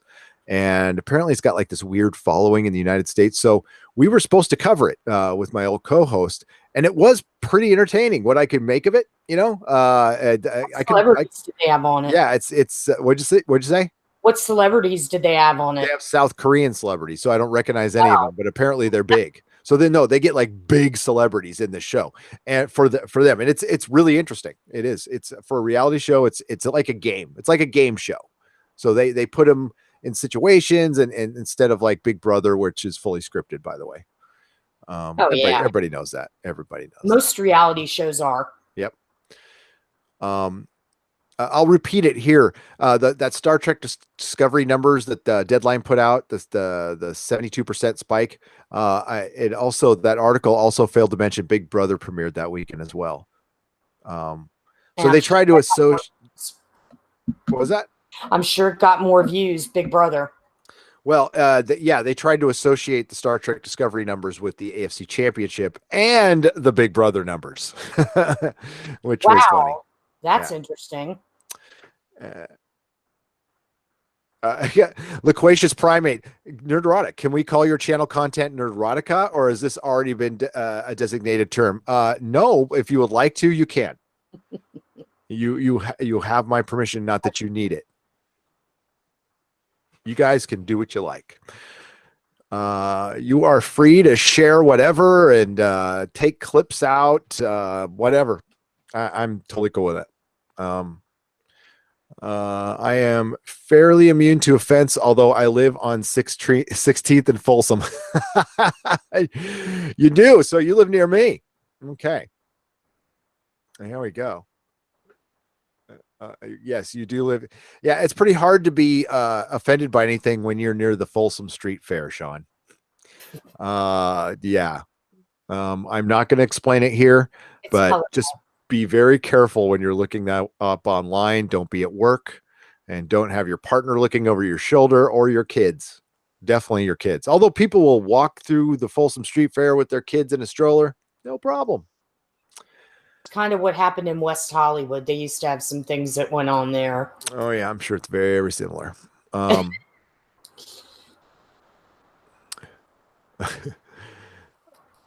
I have the 2001 laser disc of Blade Runner. That's awesome. Yeah, keep that, Matt guy. That 480p is brilliant. Quick trademark, Nerderotica. It's okay. Nerderotica is trademarked, so. It is? It is. Well, it's something is trademark. I own the domain name, and I have done business under that name for over 5 years. So I have claim.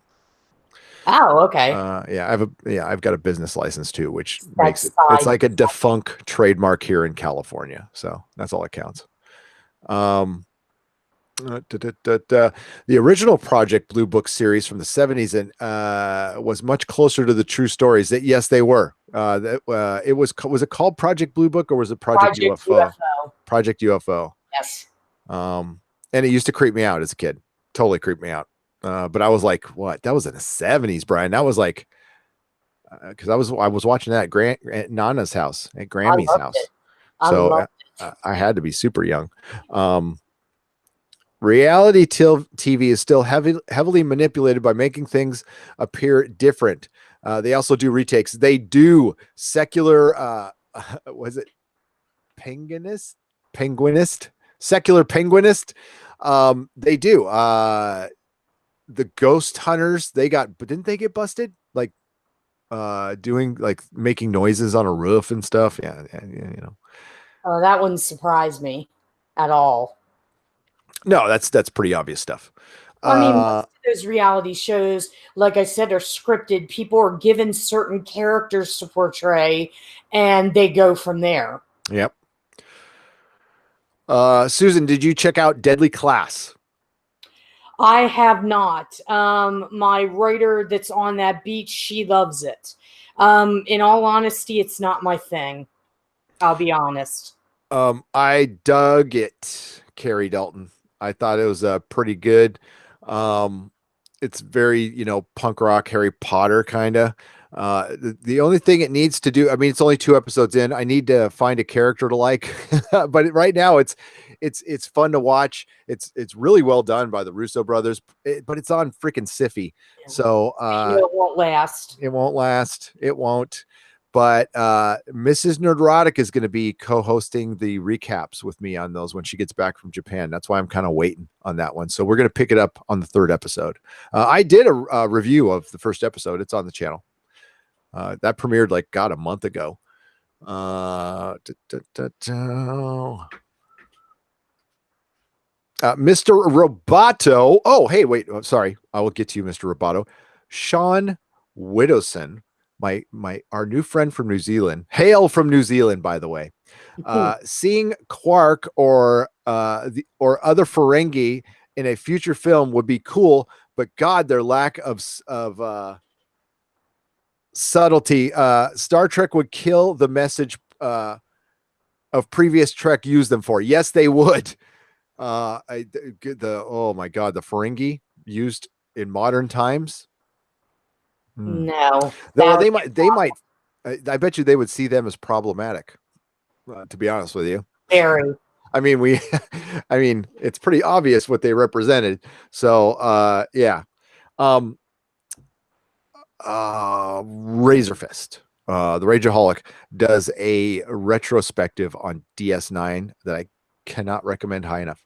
It is fucking so good. He does such a good job of breaking down those episodes. I'm probably going to copy his formula a little bit. I mean, like, he didn't invent it, so it's not even worried.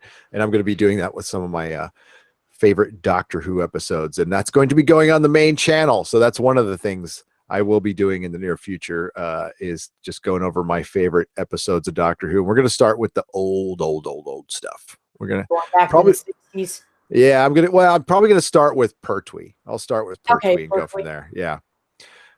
Spearhead from Space is one of my favorite all-time episodes. He's so goddamn funny in that. I love it.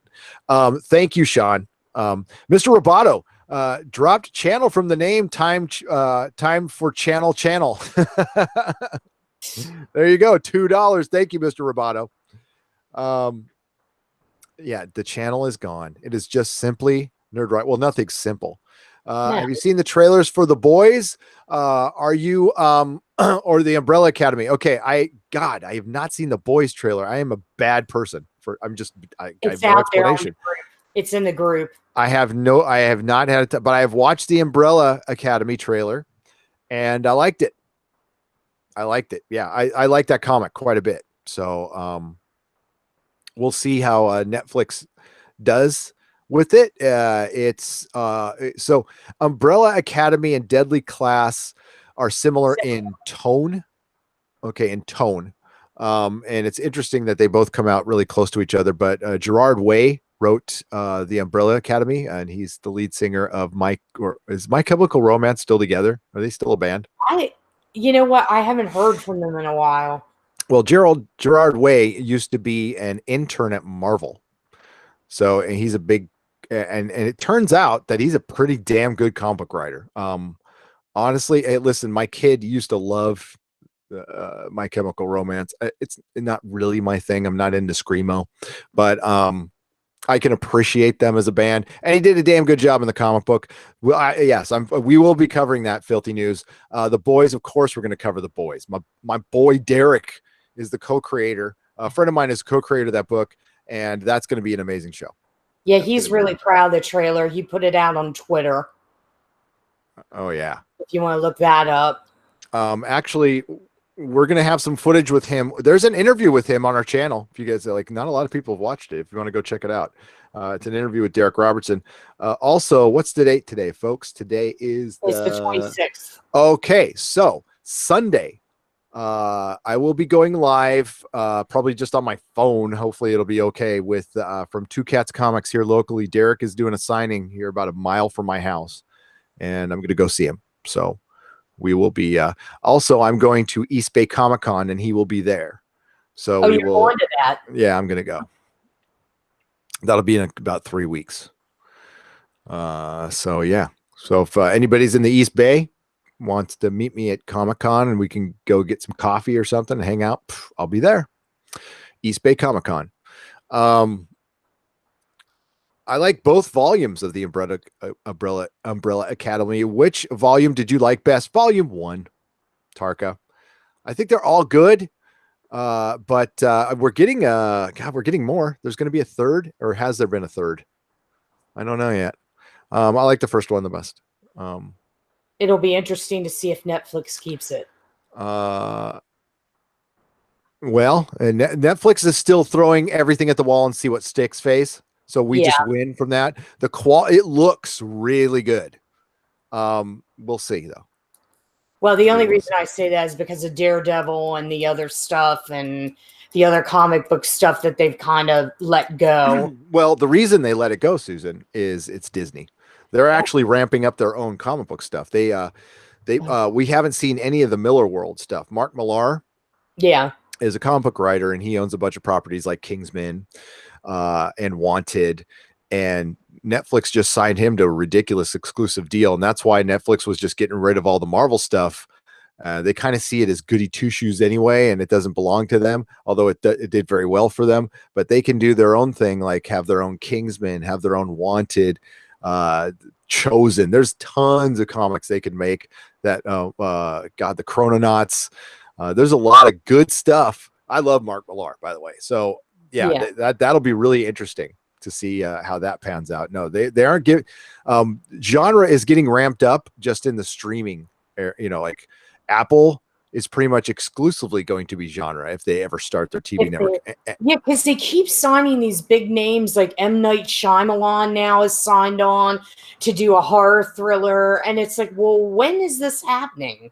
Are you just acquiring this talent and they're getting paid, which would be stupid before you even do anything? Oh, that's tech, though. Yeah. They just throw the money around and secure the guy, and if they lose him, it's just a few $1 million. That's in my couch.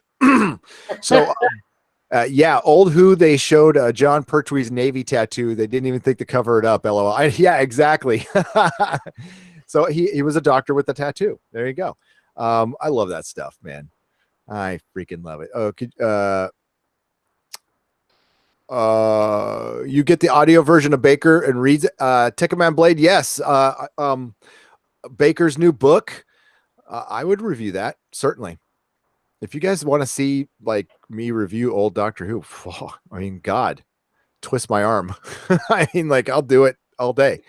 Did you cover Eccleston? Yeah, I love Eccleston. Love Eccleston. There's not the only Doctor Who I hate is Jodie Whittaker. I don't hate any other Doctor. I like more episodes than others. Certainly Peter Capaldi's are probably some of the worst episodes, but it wasn't his fault. He was still a good Doctor. Yeah. I can't wait to see him in an anniversary special when he gets like a decent writer, unless it's a Chris Chibnall one. Ugh. On the way out. You're right, Jeff D. The Orville, like Star Trek, the original series, focuses on characters and situations, not spending all the time and money on needless effects. And that's what's going on right now. People are going, oh, these shows are much better. You know what they did? These are really pretty looking shows. I mean, like the aesthetics are great, but if you look at the effects, go back and watch my review. I got one effect shot. I put up a screen cap of the Discovery. My bad. You can't see it. Everything is cranked so dark. Crank up the light on those pictures and you will see how good those special effects are. They're not really that good. They're just dark. It's cinematic. Yeah. It's crap-o-matic. You're right, Jeff. They focus on situations and characters because, for one, they were forced to because of the effects, but that made for a better show. And the reason these latest Star Trek Discovery went crazy over budget, it was more expensive than last year, is because of all the reshoots, because Kurtzman came in and wanted to fluff everything up with special effects to cover up the horrible storytelling they have. Listen, this Red Angel thing is going to be, who does anybody care? So the Red Angel is obviously just taking them places they need to be to rescue people. That's their big revelation. That's lame. That's pretty much every genre show has done a version of that somehow. Like, I mean, that's the TARDIS. That's what the TARDIS does. The TARDIS takes him where he needs to be, not where he wants to be. It's Dirk Gently's Zen art of navigation. You follow somebody who looks like they know where they're going. You're not going to get where you need to go. You're going to end up where you need to be, but not going where you want to go. If they need some kind of, convention like a Red Angel, that already tells me that their storytelling is lacking a lot of depth. Shit-o-matic, says Midnight Says. Exactly. Shit-o-matic. Much better.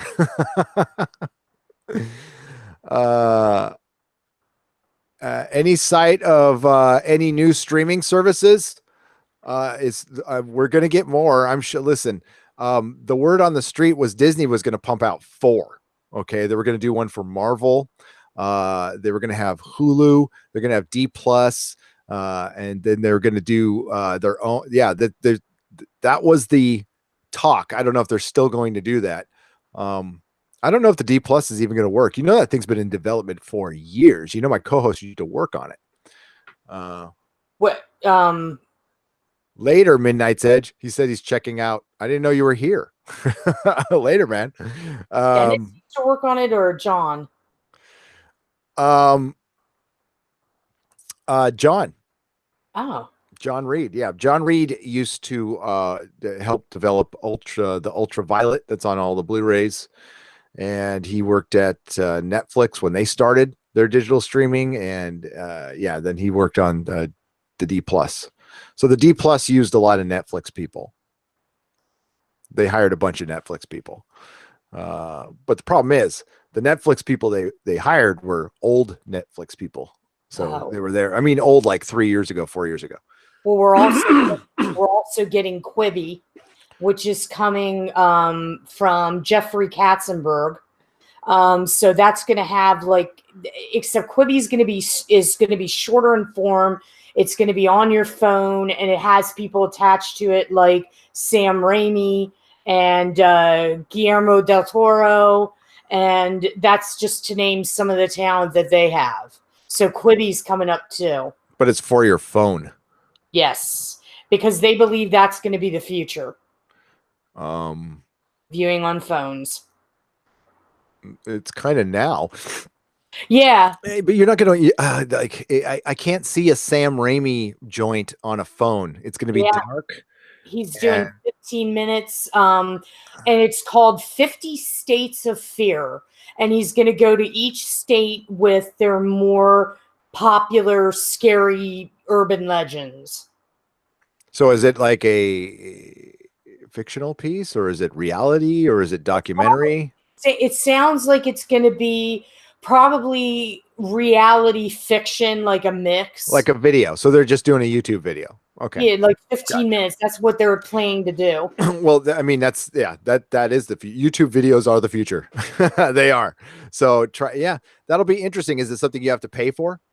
Yeah, it's going to be, they're flirting with the Hulu type deal where you can pay a certain fee for not having commercials, and then just a regular fee if you don't mind the commercials.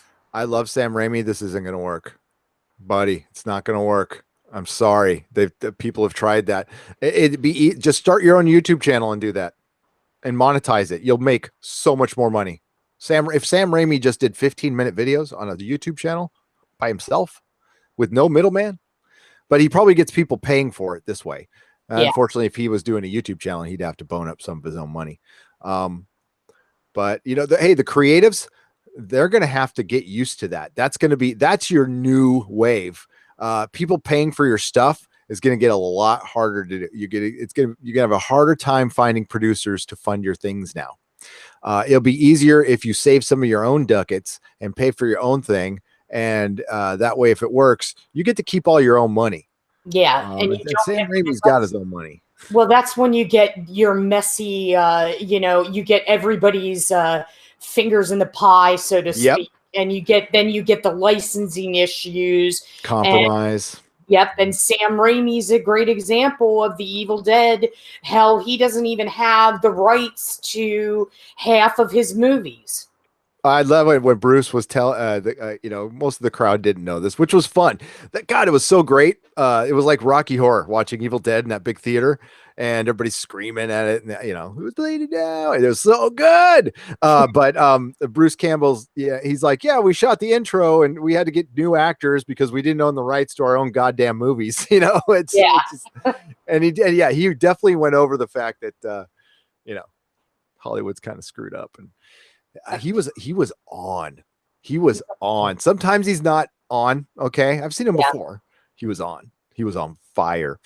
The funniest thing I was trying to relay this to you in a private message, but it probably didn't work. And I'll get to the super chats in a sec, but I was at Sketchfest, and it's a big comedy festival, and comedy's kind of dead right now. So, but when you see a bunch of comedians, Rob Shlomo, if he's listening, you might get a laugh out of this. So like every comedian who is a comedian was at Sketchfest in San Francisco. So while we're waiting for Bruce Campbell, you get the slideshow on the screen, and it's ads for other comedians who are going to be appearing at Sketchfest. So I saw like 95 publicity shots of comedians all in a row.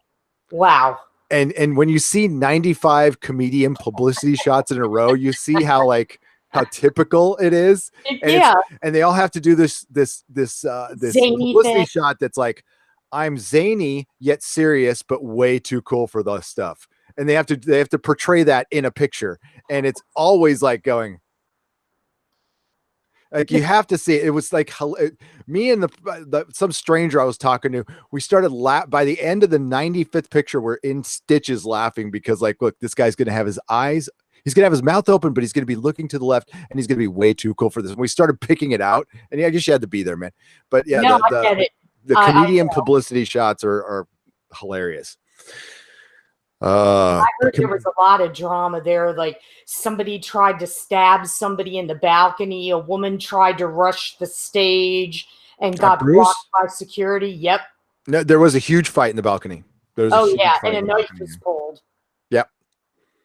Good times. That's San Francisco. That is San Francisco. All right, we're gonna get to the super chats here. Sorry, Mr. Roboto, $2. Do you think Dirk Gently could work without who's E Wood? Ed Wood? Elijah Wood. Yes. I liked the other version better, to be honest with you, the BBC version. I don't know, I can't name anybody who was in it. It was 4 episodes. I thought that was a more accurate version of Dirk Gently that I enjoyed more. I liked the Dirk Gently that in name only. I thought it was a decent show. It was properly quirky, but I prefer the closer to Douglas Adams version myself. I thought I was wearing my hitchhiker shirt earlier today. Yeah, I think it could work without Elijah Wood. Absolutely. I don't know how much he actually added to that show. And I like Elijah Wood. Come on, Lord of the Rings. Maniac Boy Productions, 5, by the way, thank you, Mr. Roboto, $5 Canadian. A review of good old Who would help new Who people to see what can be possible with good writing and good acting. Absolutely. I will do it. Done. And what is good? Yeah, good writing, good acting, because that's simply all they had. And they had a back room, and they had some tinfoil and maybe some plaster and a $50 budget. I'm probably not off, Susan, on like how much, like I bet you they probably had like hundreds of pounds budget. It was probably, I don't know for sure, but that's what made, because you didn't have as much money, you were forced to have good stories. Yeah. Well, yes. And that's, listen, the Matrix trilogy, if you could still find it on DVD, I believe, and it might've been Blu-ray, and they got a special feature where they actually criticize the show, where they have psychologists come on and they really break down. It's in the commentaries, and they allow people to be critical, and they kind of look back and say, hey, it got different when more money was involved, and we all each got our own catering truck and our own trailer. And when we did the first movie, we were just all in a studio, and we were eating together, and we were always together. And it changed when the money changed everything. And that's what happens. Yeah. That's why, it's maybe the Walter, the Hamada theory at the DCU of like, let's try to bring these superhero movies, let's bring the budget down a little bit and force a little more creativity. Maybe that works. Maybe that works. Midnight's Edge says Sam Raimi could fart for 5 minutes and people would probably watch. Yes, certain people would watch, but not enough people for him to make money. I mean, like Sam Raimi people would, but you want to talk about niche. He's one of my favorites, all-time favorites. And I realize that like some people, you know, I love him. I love pretty much not every movie, but close. Like Darkman. I fucking love that movie. I would love to see Darkman as a television series, and they tried back in the early 90s. I remember hearing that. I was going to say, didn't that happen, or it almost happened? Or... It almost did, but I think the time's right now. And normally I don't feel that way, but I just love Darkman so much. It's such a cool movie. It's directed. The directing in it is so cool. And yeah. You know, I hadn't seen Evil Dead 2 in a long time. And like 10 years or something like that. And yeah, and I hadn't seen it in the screen since the 80s. So it was trippy to see that. I would love to see it again in a theater. Oh, the Castro's brilliant. It's a brilliant theater. Palace, right? It's an old movie palace. It's an old movie palace. Yep. Yeah. Yeah, I was really like, I was so envious of you because of where it was, and yeah, someday. Old theater, and one they've actually taken care of. So there's tons of money into that, and yeah. It's also famous. I mean, it's a landmark. So Peaches Christ, just from Peaches Christ. Yeah, that's where she got big. Peaches Christ got big at the Castro. Okay, that's a San Francisco legend right there. Australia Day. Is it Australia Day? Australia. Brent, Caden. All right. We're going to call everybody Bruce in honor of Australia Day. And hashtag channel, Department of Redundancy Department. Nordry Eknall says, did you ever see Crime Wave, directed by Raimi, written by the Coen brothers with Bruce Campbell? Yes, I have seen Crime Wave. I have not. That is, wow. That's a hot mess, and that kind of turned Sam, Bruce, and Rob Tapert away from the studio system. A lot of interference. Yep.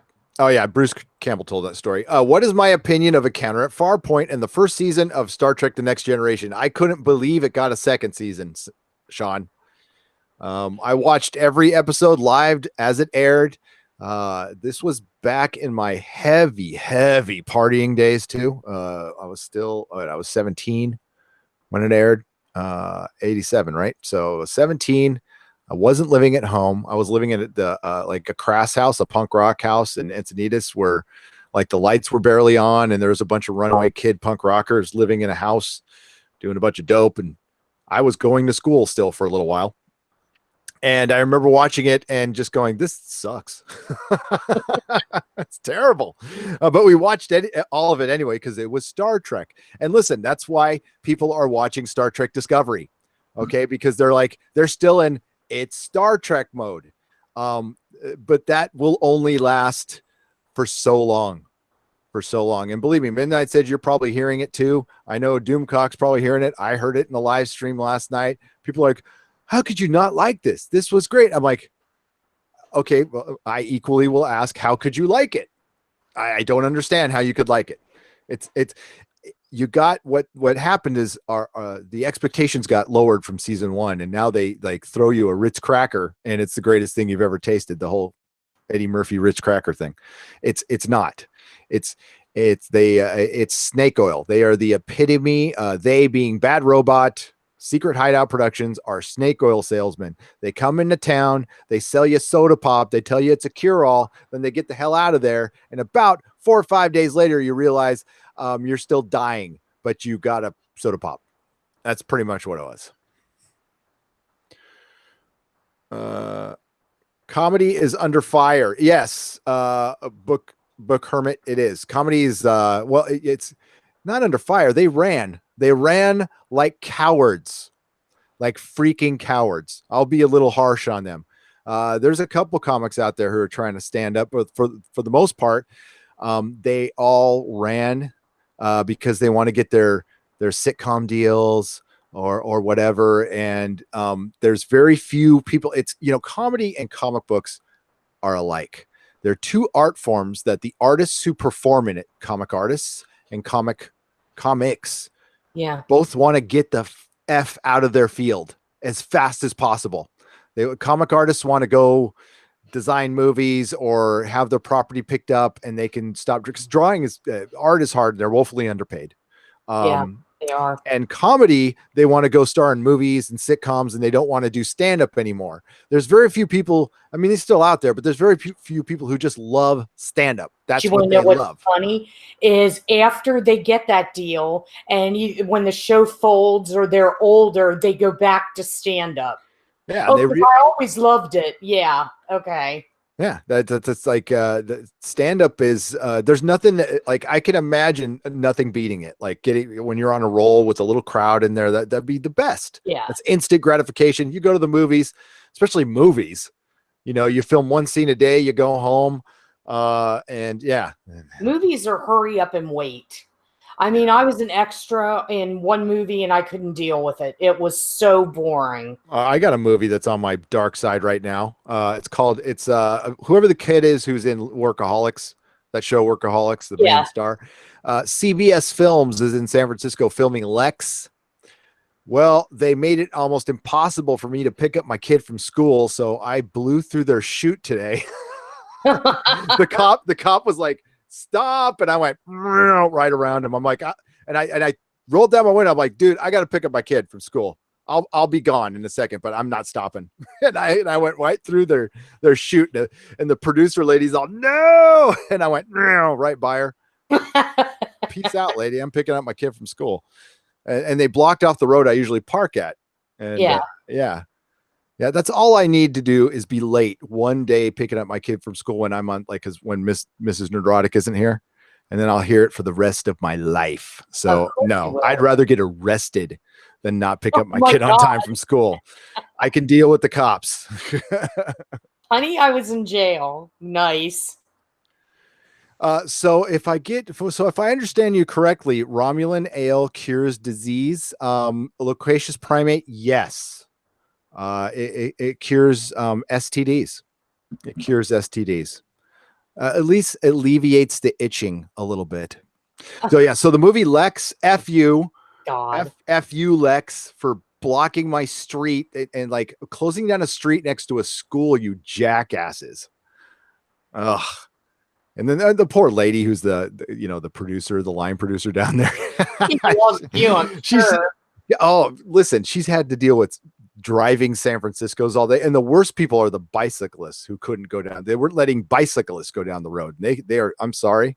If you're a bicyclist here in San Francisco, they are effing the worst, most obnoxious. They have critical mass once a month. Last Friday is they all the bicyclists get together and take over the streets and make it impossible for you to drive for once a month to protest cars or what. I mean, like, it's San Francisco, so if a day ends in Y, there's a protest for effing something here. But critical mass is it's an annoying day. Do not, just last Friday of every month, do not drive through downtown San Francisco between the hours of 5 p.m. and 8 p.m. You'll be really pissed. Work craziness. Thousands of bicyclists drive through downtown San Francisco and make it impossible to drive. Like thousands and thousands. And they're like militant bicyclists. So they're the type of ones that hit you with bike locks. Those guys, you know what I'm talking about. Yeah. Definitely. Those lovely professors, what they're called is college professors. Small Yoda 3, Neurotic. Orville airs just after STD. Do you know why? Because even CBS knows that the Orville is the cure for STD. It is. It actually makes me feel better to watch it afterwards, Small Yoda 3. So here is my guess on the numbers for Star Trek Discovery. And I'm guessing I'm close. And I mean close by 100,000. Okay, we'll say close by 100,000. Based on what the Orville does. The Orville gets averages 3.5 to 4 million, right? An episode, right now. I would say Star Trek Discovery is doing what Winona Earp does, what The Expanse did on Sci-Fi, what your average sci-fi show does. My guess, 200,000 to 300,000 total views. And I'm talking 7 days out, 30 days out, like total run of the show. How do I know that? Well, my inside source, who will not give me any more information, probably, and will not give me specific numbers, and tends to ghost me a lot, because I don't even bug him, because he's afraid of losing his job. That's why, and he knows I'm a big blabbermouth. He's afraid I'm going to say his name, which I might. God, I've almost accidentally doxed a couple of YouTubers. Yeah, just Dad, don't tell me your name. I'll do it accidentally. Told me, I mean, listen, I got one video that's over 300,000 thing. That's great. I'm super grateful for that. The Orville Rotten Tomatoes one, I think, hit. Yeah, that was great. I saw that. Yeah, that maybe unsurprisingly to some, he said that video performed better than one of the more than I think he said more than 2 of the episodes did last season. So there you go. That's close as numbers we're going to get. I think it does what a basic sci-fi show does on cable, which is horrible because it costs $10 million an episode. It needs to be getting 5, 6, 10 million viewers. I don't know what they would be happy with, honestly, but you have a pay service, and even if you have 1 million viewers an episode, that's not a lot. That's not going to pay for squat. That'll pay for the catering, maybe. Sean M says critical mass is a good way to meet girls. Well, I would imagine it is, Sean. I am way past the meeting girls phase of my life, so I can imagine so. What's Gary speaking of? No, not that Lex, Mr. Roboto, not the Mr. Roboto, the Lex TV series. There's a movie called Lex coming out by the guy from Workaholics. Is it Andy Devine? I think his name is Andy Devine. Yeah, and it's by the people who wrote The Hangover and Bad Moms. Okay. Yeah.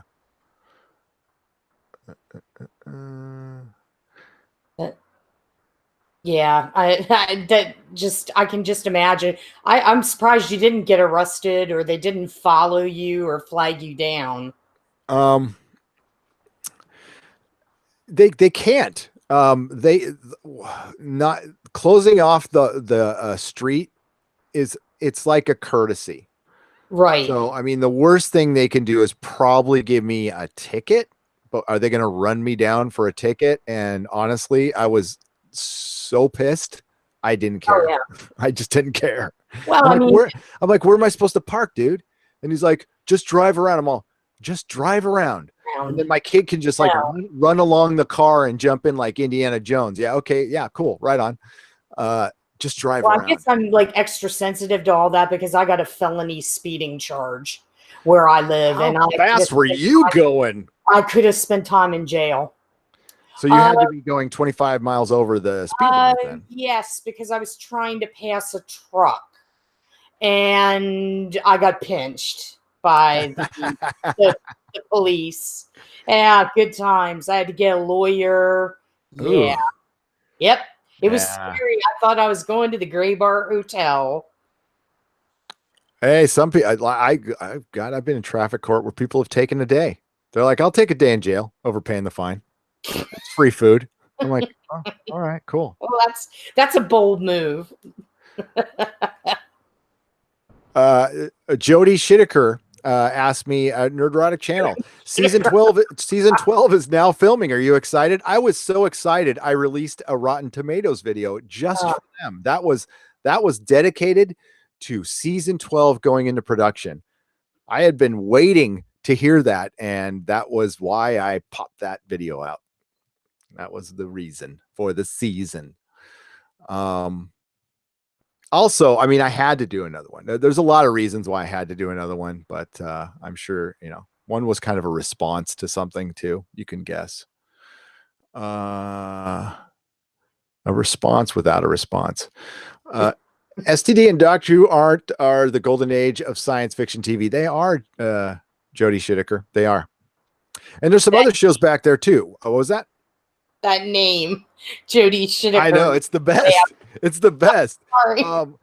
I can lump in Lost in Space 1999. There's people out there who absolutely love the Lex. I've got to see that show. I'm sorry I haven't. But there's a bunch of shows. Freaking for me, Buck Rogers was great.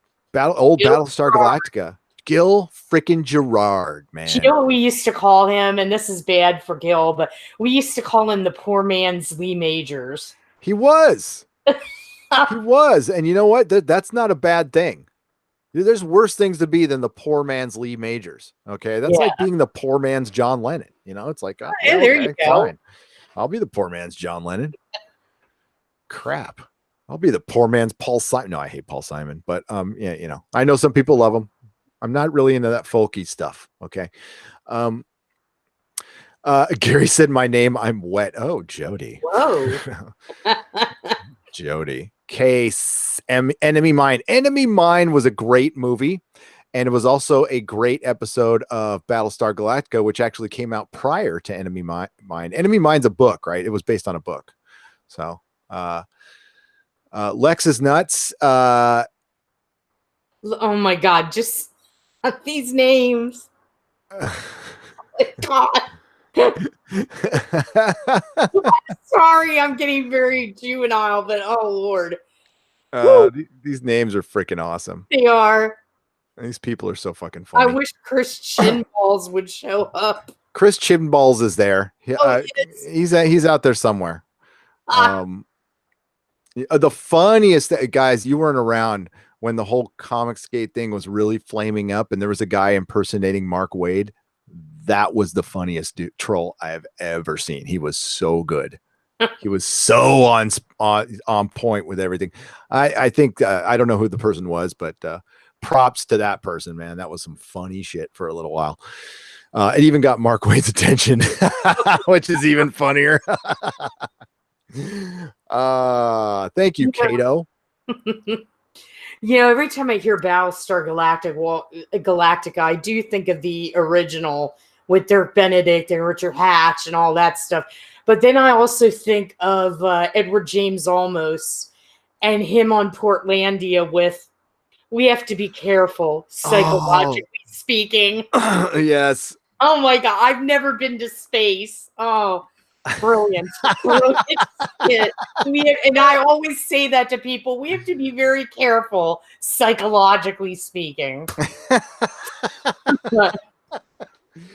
Oh, I love the fact that the two people they were making fun of in the bookstore finally turned on them. Did you hear that? That they they divorced themselves from Portlandia, the feminist bookstore. Oh my God, really? Because I guess they finally got the joke or something. I don't know, but yeah, one of my best friends moved to Portland, and I really haven't heard from him much. And I go, dude, you're gonna go up there. You're gonna be one of those guys who rides around on a unicycle when you're 45 with a parrot on your shoulder with an urban garden. You're going to have like a socialist bookstore. And it's Portlandia where the young go to retire. There was just so many good skits on that show. Like one of the ones I also remember was they did 2 videos, music videos about the 90s. One was the 1890s because everybody in Portland is like very craft and artisanal with everything. And then you add like the actual grungy 90s. Yes. Brilliant. The whole damn thing was, well, for one, I mean, what's her name was in, she was in why am I forgetting the name of the band? It's a good band. Slater Kinney. Yeah. She was really a really good band. I liked them a lot, but, she was hilarious. Mr. Twisted 72 says, Mrs. Nerdrotic is on line 1. Oh, Yeah. Yikes. Oh, you mean Mrs. Neurotic's actually watching one of my live streams? That'd be a miracle. Nah, she's watched. Nah, she's watched. Oh. She won't tell me when she watches, but I guess she does. I don't know. I don't know. I'd love to move to Portland. I would really like Portland, I Oh think. no. No, I'm sure the city is no, nice, but like, no. oh, no, God, it's bad enough here in San Francisco. It would be like San Francisco dialed up to 11. No fracking way. But Oregon is Oh, nice, though. Oregon, Oregon's a beautiful state. I would love to move there in You a can smoke a heartbeat. bunch of ganja up there, but Yep. Yeah. I'm okay with that. I think it should be legal. I absolutely think it should be legal to smoke all you want. I like, but I smell it everywhere now, and I hate the smell. Well, So yeah. that's just me, though. But It's do what you want. It's fine. I can live with it. Chin balls is sexist. Well, of course he is. Um, I mean, Enemy Mine is a novella by Vincent I'm gonna mispronounce his name. Defati, published in Isaac Asimov's science fiction magazine. Oh, okay. I did not. I knew it was like based on a story or a book or something like that. I did not know it was you know what? Magazine I forgot existed, and it was they were talking about something printed it, and now I need to own every one. I had a couple. Twilight Zone had a magazine forever. They And I did? just hadn't thought about it for yes, Twilight Zone the magazine was that it used to have it had great interviews, original stories in it. Loved it. Yeah, I like need to find those now. I've got a new mission of a new thing to collect when I have after the tree and everything else is paid off. It's a tree, yes. Yeah, that fucking It was tree. a tragedy. The tree took a big chunk out of the comic shop. Yeah. Oy, well, it was the patio. Chin balls is the best, says Thomas Lund. The best name, Jody Shittaker or Chin balls. I'm not sure. I kind of like them both. £5. Thank you very much. Appreciate the super chat. There is another one I forgot here. Strawberry Hillcat, £5. What about Bruce Campbell as the captain of the larger Leviathan ship class in the Orville? We had talked about that. Did you bring it up earlier, Strawberry Hillcat, that Bruce Campbell would be brilliant in Orville? He as a captain or an admiral cameo. I would absolutely love that. I think he would work. What do you think, Susan? As much as I'd like to say yes, and people would expect me to say yes, I'm going to say no. Why? I know Bruce loves science fiction. He loves Star Trek, the original series. It's not that he couldn't do a good job. It's just that it would have to be a lot of incentive for him to go do that now. Well, I mean, we're just fantasizing here. We're not saying it's actually going to happen. No, I'd love to say yes. I do. I'd love to see it. I mean, we're just, we're not like breaking this down like it's actually going to happen. No, but I think it would be a good career move for him to do. Well, him and Seth sharing the same screen. Wow. Let me think about that for a sec. So I'm looking at these Orville ratings. So the actual viewer count is somewhat similar. It's down though. It is certainly down. It's okay. Well, they're matching they're down just in the hundreds of thousands though. So it's only like 300,000-400,000 different from last year. The demo rating, again, don't count that because it's old. It's a dinosaur. So you just want to look at that viewer count. It's up from last week. We're up 4.38%. We're up, but I'm still not comfortable with it because it's hard to tell what Fox is going to do with it. Because these numbers, they're consistent, but they're not stellar. And yeah, he's getting a tax break, but even Seth is unsure about season 3. And he hasn't said anything concrete yet, and we're also in transition. What that might play well for him though, that they don't want to rock the boat and they just like let it go. I think we'll get a 3rd season. I do. I really do. I'm hoping so. Beyond that, I don't know. I want there to be. How's that? Yeah. Was there ever a film adaptation of The Other Side of Midnight? Wait a minute. Wait, is this a different Other Side of Midnight? Is this because I'm thinking of one from the 70s that was an autobiography. So I'm thinking this is something else. Sidney Sheldon's Other Side of Midnight? It was made into a 1977 film. Okay, because I was thinking about it. There was a film called The Other. Oh, maybe I have them Followed by Memoirs of Midnight. Sidney Sheldon. I haven't thought of him in wow, forever. I was like, Richard Hoagland's old radio show was called The Other Side of Midnight. That's The Other Side of Midnight. Oh yeah, Exozone, guys. We got some Exozone coming this weekend. You guys want that? Are you down with that? You down with the Exozone? I miss the days of Omni. Omni magazine was great. Didn't Penthouse publish Omni? Brian Smart. I thought it was published by porn people, but it's still a great magazine. Robert Giuliani or Giuliani, or I forget his name now. I must be the only one bored with the Orville. Johnny Pappas. No, you're not. No, there are plenty of people that are bored with it. Yeah, I'm not though. I'm not. Yeah. You know, I'm looking at The Other Side of Midnight. Yeah, it was softcore porn. It had John Beck in it, who was like the hottie in the 70s with the feathered hair and the stash. And Susan Sarandon was in it. So Susan's Janet. Janet. Angel Feliciani, the CBS Spider-Man. You're talking about the live action Spider-Man? Yeah, I love that show back in the 70s. I thought it was great. It was one of the greatest things I ever saw as a 6-7-year-old. Chris Chibnall's here, and he just asked Jodie Whittaker if if they get married. You guys got to tie the knot here in the chat. Chris Chinballs and Jodie Whittaker are here. But yes, they're here. They're both here. Wow. It says Jodie Whittaker, will you marry me? And then she made one of those Jodie Whittaker faces. I can't even make them.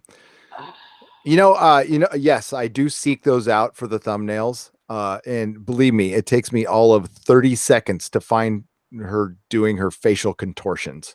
There is a YouTuber who attempted a video at it where he counts them, and it gets pretty high. It gets in like 50s or 60s.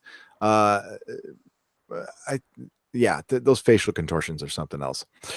Star Trek Discovery is the Ben Affleck and Jennifer Lopez version of sci-fi. Oh God, the Geely reference. This is Eric Lynch sucks. Matt Guy says, hail the Exozone. The Bizopolis says, Exozone. Penn Farm Girl says, hail the Exozone. DJ Bowman says, woohoo, Exozone. Damn straight. Johnny Papa said they did publish Omni. Yes, it was Penthouse. It was Robert. I'm thinking of Guccione. I kept on saying Giuliani. That was a mayor of New York City. Yeah. Another problem.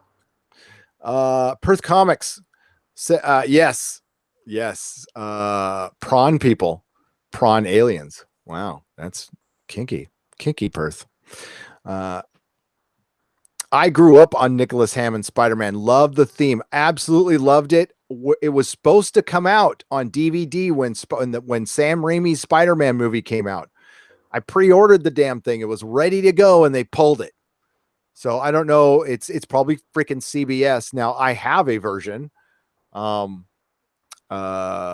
might be one of those things I should just pop up secretly on my website somewhere so you guys can watch it. Yeah. I'm sure a lot of people secretly. Channel. There is a way to hide stuff on websites. That's the advantage of having a website. You can hide things. Yes to Montana Horseman says yes on Exozone. It's about a species that doesn't have male female unless they go into Chemor to mate. What? Really? Oh, that's interesting. That's very interesting. Yeah. High Desert 004, season 12, Who and Xena crossover. Lucy Lawless makes Jodie get on all fours and bark like a dog. Oh, well, that's wow. well, That would bring the clicks. That would bring that milkshake would bring the boys to the yard. Some boys. It would probably bring some protests too, I would imagine. yeah. Oh, yeah. But I'm not. Yeah, hey, master and servant. There's a lot of that going around here. Yeah. S&M. S&M. Mm-hmm. Yeah. I like Eddie Gonzalez says Penthouse is great. Fine reading. I read it for the articles.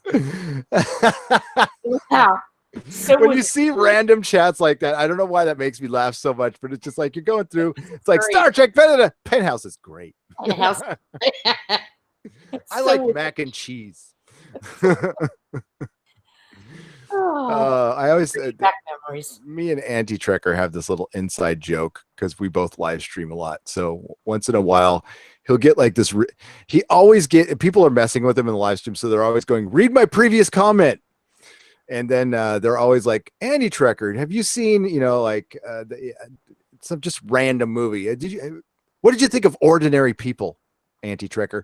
So I always put in like, "What did you think of Random Movie? Did you see Random Band?"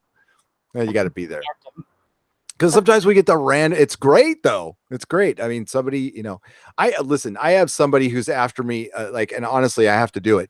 They gave me a super chat about 3 months ago and they wanted me to review at Cece. She wants me to review Ex Machina. And I just haven't gotten around to it. So I'm finally going to do it this weekend. But, and I've seen half of it and I actually fell asleep, but it was because it was really late. It wasn't because it was bad. Yeah. It was like I was watching at 3 a.m. So yeah, you don't want to watch that at that time. Yeah, so I'm going to follow through on that. But you get some random stuff, but that's cool. Don't stop doing it. I like it. I'm saying it's a good thing. Previous comments don't exist. Sean, you know it. You know it. They only exist in the present, and the present is now, and it just went away. So it's the future, but it used to be the past, and nothing is real. And I like mac and cheese. Now am I high now? Jesus. Maybe. That was deep. It was. Hey. Well, I've done a lot of acid. I have a special announcement to make. She said yes. That's what Chris Chinwall said. Congratulations. We bring people together here on the Nerdrotic, here at Nerdrotic. I almost said the old name. And yes, love finds a way. It does. The couple of Chris Chinballs and Jodie Whittaker are getting married. Are getting married. They just met in the chat tonight. Yes. But it was true love. $10 super chat from Jeremy Gow. The Incredible Hulk was my show. Bill Bixby and Lou Ferrigno made a great pair, and one of my favorite episodes is the two-parter. The first, that old Hulk was scary and had a movie monster feel to it. It was a great show, Jeremy. Wow. A great show. I loved Bill Bixby, and it was a massive hit. It was a massive hit for a while, and I'll never forget when those live action Marvel shows were on TV. Like that made me so damn excited when I was a kid. I couldn't wait. I was like, they were great. I did all my chores that day. I just like made sure like my parents wouldn't be effing with me, so I did everything I was told, which is very rare, and just loved it. And I was heartbroken when they got rid of Spider-Man. Heartbroken. Do you remember Bill Bixby and the Magician? Ooh, maybe. I don't remember it, but I'm sure I saw it. It lasted for like a hot minute, but it was the coolest show where, he was a magician and he used magic to like solve crimes and stuff. And he had this sweet ass green Corvette that I just fell in love with. I'm like, yep, gotta have that car. And that show was great. Oh, I'll have to look at it. It'll probably be one of those things going, oh yeah, I remember that. Yeah. Warren Frederick is asking me how much do I want for the motion picture Mego action figures behind me. These right here, like honestly, Warren, I mean, listen, I don't mean to say, I got those for $100. I got the complete collection on card. One of the cards is ripped, but I don't care. For $100, that's really affordable for an old Mego Star Trek the Motion Picture action figure. Honestly, they used to be worth more. That tells you a little bit about Star Trek collectability. It's going down. It's going down. It sucks, but yeah, they're really affordable, right? I mean, like $100. I mean, I'm sure it's a lot of money. It's a lot of money to be spending on toys, but it's like that was the only thing I bought that month for myself. I mean, the only thing. And yeah, so it's pretty affordable. I would say go find it. Yeah. Because they ain't for sale. Nothing in this office for sale. It probably would have been at one time, but now it's like part of the aesthetic. Although I change figures all the time. I wonder if you guys notice. It's aesthetic for nerdrotic. Yeah. Like all the time I change figures. There's some that stay the same, but there's like I'd say 30 new figures on the wall behind me. I have a few figures too. What do you have? Do you have Star Trek stuff or no? No. Even Dead? Yes, I do. I have communicators from the 70s. Oh, sweet. And I have a tricorder from the 70s. Yeah, I have some things. They're kind of like, hidden away. But yeah, the communicators were like the greatest thing back then. Yeah, I do have some figures, and most of the stuff that I have came as gifts from people on the internet and stuff. So that's nice. Yeah, that's cool. Very nice. Make sure I use robot text on my website so Google doesn't index it. I got to start doing that. I got to be honest, I haven't done that. Wait a minute, what? Robot text so Google doesn't index your website. The problem is my website's not going to be if Article 13 goes through, my website will not be available in the UK. Well, maybe it will because I don't advertise, but I'm not going to say I'm never going to advertise on my website, but it will never crash your damn computer. It might be an ad, a single ad. I gotta pay my bills. Okay. But I try not to assault you guys with ads on the videos. I don't do mid rolls. So hope you guys are okay with that. I don't know why they wouldn't be. Do I have Starsky and Hutch? The Migos? No, I should get those though. I'm still missing a lot of Migos. Starsky and Hutch actually exist? Yeah. Wow. I am missing a lot of Migos. I'm slowly rebuilding. I actually had a complete collection at one time and then sold a bunch of them at the store. So I am now gathering it. But I'm also I like the modern ones too, like DC. I want to have every DC Migo, every single one. So I buy like 1 or 2 a month. Like Dr. Fate's on his way. I wish Marvel would do the damn thing, but Marvel's no fun. DC's at least fun. Didn't Thor and Hulk battle in a made-for-TV movie that no, you were not high. That was the Trial of the Incredible Hulk, and Daredevil was in that as well. Rex Smith was Daredevil. Rex Smith was Daredevil. From You Take My Breath Away. Yep. And that, oh my God. I'm with the perfectly coiffed feathered hair. And the death of the Incredible Hulk. I remember watching that and getting a little verklempt. But when I was watching that, I was high as F. Yes. So I was like, the Hulk died. Oh, you guys probably don't know that joke. So because nobody smokes bongs anymore. But back in the day when everybody smoked bong, you take in a hit and then you go. You're trying to say here, but it sounds like ear. Yeah, it's a stoner joke. I remember those days. It's old. No Transformers.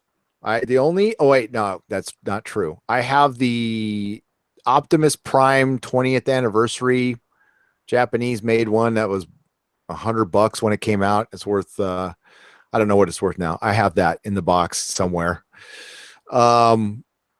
STD is now such a success. They are offering the 2nd season premiere for free on YouTube, right, Miles? Yeah, somebody pointed that out earlier. Actually, we have not checked the down click count for a while. Let's take a look. Oh yeah, ladies let's and take a gentlemen. look. It should be fun. I'm going to refresh the page because we're trying to get that down live on the air. How are we doing? Oh, we're at 116. Now, ladies and gentlemen, is that 398 likes?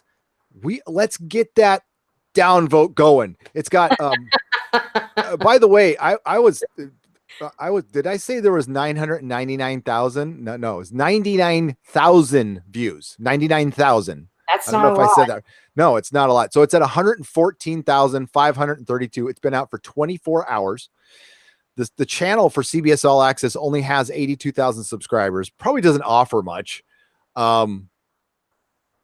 And for something that's been viewed 100,000 times to only have 398 likes is not particularly that good. Now it does take time to update that, but this has been out long enough.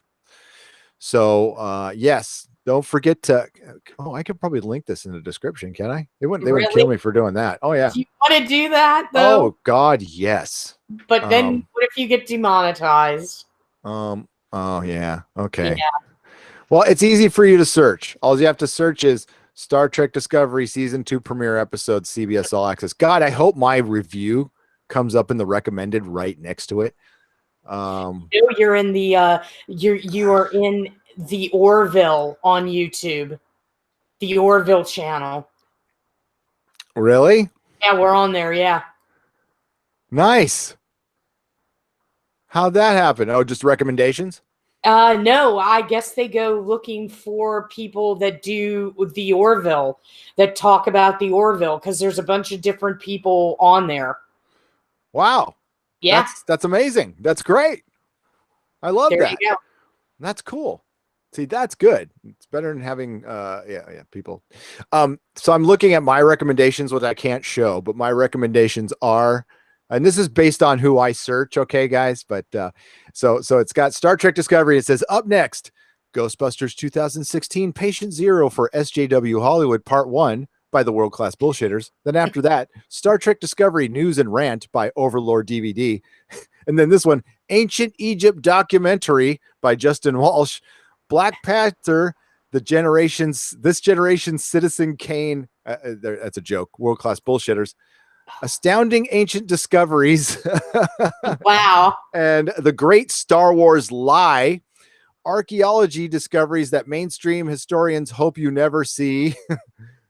Ghostbusters. Yeah, I thought I had some interesting recommendations. Yeah. So I basically watch World Class Bullshitters and all my friends, and then I watch like Brian Forster and all the ancient civilization stuff. It's a very, very strange recommended side. Let's see how the comments are. Oh, I can't wait till somebody tells Doomcock they're doing. That's the first comment. Oh, that's great. That came 11 hours ago by Dan Max 2. Oh, Jesus. All right, I'm going to refresh. TK Everybody. Gave us 199, downvoted just for you. We're at 127. You guys are doing great. I feel like we're doing a telethon.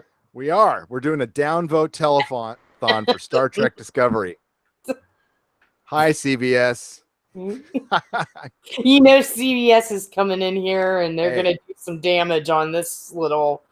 Go right ahead. This is payback for you blocking me from parking at my goddamn kid's school, you jackasses.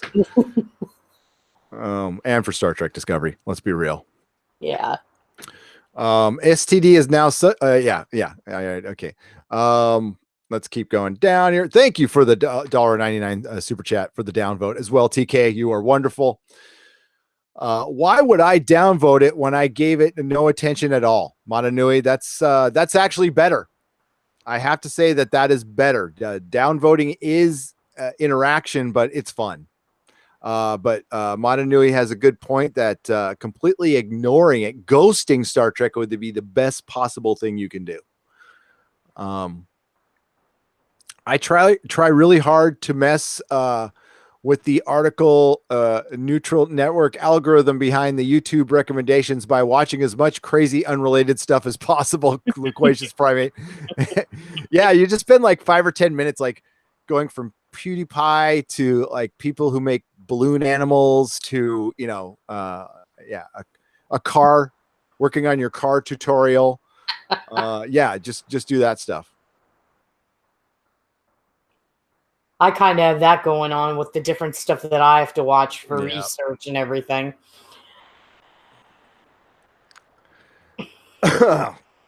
Well, considering what you have to research. Yeah. It's pretty eclectic. Well, for your website, that's true. Yeah. Some interesting things. The Man from Atlantis was another winner. That was a good show, Jeremy. Patrick Duffy. Some good memories there.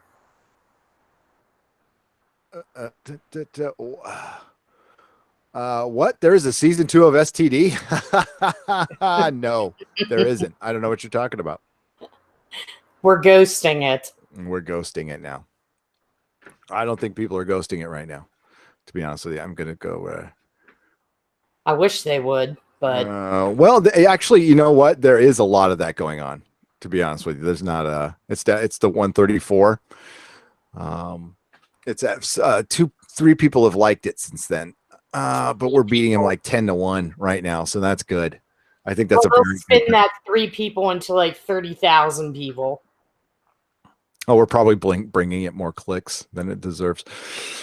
But yeah, it's been out for 24 hours, 114,000 views for a big old network like that. That's yeah. That was a risky move. I'm surprised they leave the comments up. I don't think enough people know about this. I mean, like you guys just let me know about it, an hour and a half ago. I'm sure people know about this on Twitter, right? I'm wondering. I mean, I don't get a lot of the STD stuff in my world. Oh, good Lord, do I? That's the stuff I do get. But let's see. Let's see if my boy. Let's see if my friends know about this. Oh my God! Can I go to Twitter once without seeing that? No, what? I can't. Well, what do you always see when you're at Twitter? With one of your 5 friends always posts about one person hysterically because. That's brilliant. I gotta share this. I gotta share this. No, this is freaking Douglas, man. Douglas said his Photoshop. You know what, Douglas? I owe you an apology. He made a thumbnail of me and Susan on the crew of the Orville. I'm going to start using that for our recaps now. So I'm sorry I didn't use it this week, Douglas. I will be using it next week. But Douglas has had Douglas for counterpart and stuff. And this one is just for you, Susan. This one is just for you. I have to see. Oh my God. Ask and you shall receive. Oh Bruce Campbell, he looks great. Oh shit, I'm gonna have to do something with that. Oh, Douglas, thank you so much. You know what I get? Bruce Campbell's the other man. He comes in, sweeps Kelly off her feet. By the way, how many people think JP pointed this out? And honestly, I hadn't thought about it because I'm an idiot. But what's his name with Kelly? Is a Krill. Cassius is a Krill. Oh, that would be an interesting dynamic. Yeah. Definitely. Well, remember, she escaped, and she doesn't know how. I think there's some kind of an inside job going on, and there's some traitorous elements within the Union. Anyone watch The Space Giants as a kid? Maybe. I don't remember that. I don't remember that at all. Douglas did that nerdrotic of you and I on the Orville. Yeah, that's brilliant. Is my Twitter. It's my Twitter banner. It's on my Facebook. I'm just like, I love that. I love it. You'll have to send that one to me. I'll do some stuff with it.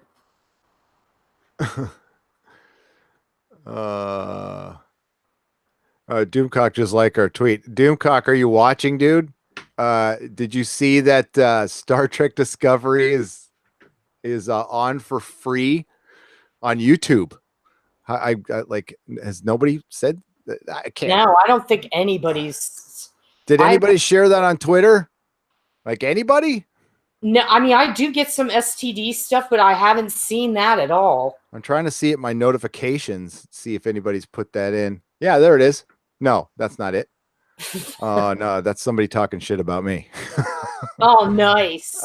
What? Bring it, fools. I mean, people. Well, If they've known the places I've been, I've seen things like I don't want to say little. That's some person who doesn't know me throwing shade on Twitter matters not. no, It's not even worth my time. there's Well, should I share it? I guess I should share it on Twitter. I imagine other people have shared it. I don't know. Let me get to the chat here. Like, it's got to be all over Twitter. That's going to be very ironic. I think it's going to be, I don't know if I want to do this. Yeah. You don't, because then you're giving them clicks. We don't want to do that. We want them to fade, which, yeah. I'll just tell them, yeah, I don't want to do that. I don't want to bring attention. Because then everybody will be like, well, hey, why is he advertising STD? Well, I mean, it kind of please, no, never an STD Orville crossover. Jeff D, that will happen the day that Marvel and DC do a crossover again. Oh, please, no. How would they? What? Oh. Yeah. I was going to say, that'll happen like Ike and Tina Turner get. Oh, that can't happen. No. Yeah. No, but you know what would be nice? Well, we already saw 2 Star Trek people, but I'd like to see some original. I'd like to see some TOS people come back or come on in some fashion. Bring on William Shatner once, or Shatner will do it because he did it for Seth on the Academy Awards. Yeah, I don't think the old George Takei. I think that'd be good. Yeah. Totally. You could just come in. Oh my.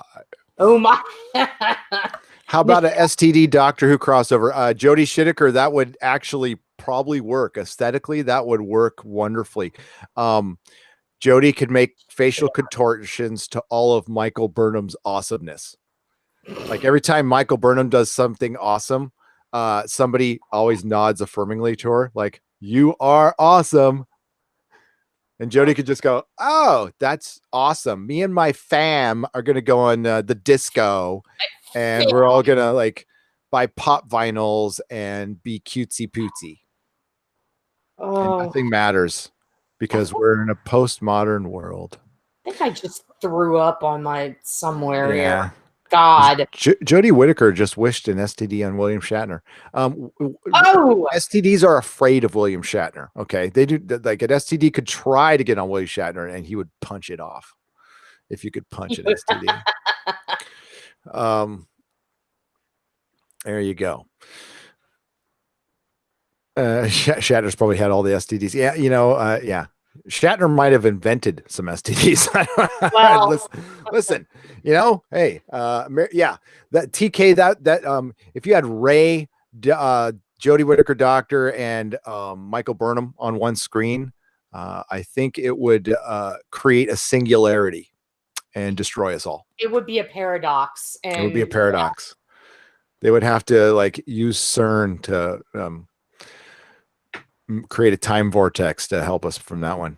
Did you hear they're thinking about making a bigger one, a bigger collider, like one that's 60 miles in circumference? Well, do they say why they want to do that? They need more room to blow up little stuff, I guess. But no, it's 60 fracking miles. Wow. Yeah. I don't think that's a good idea. They're going to end up making a little black hole. I'm telling you.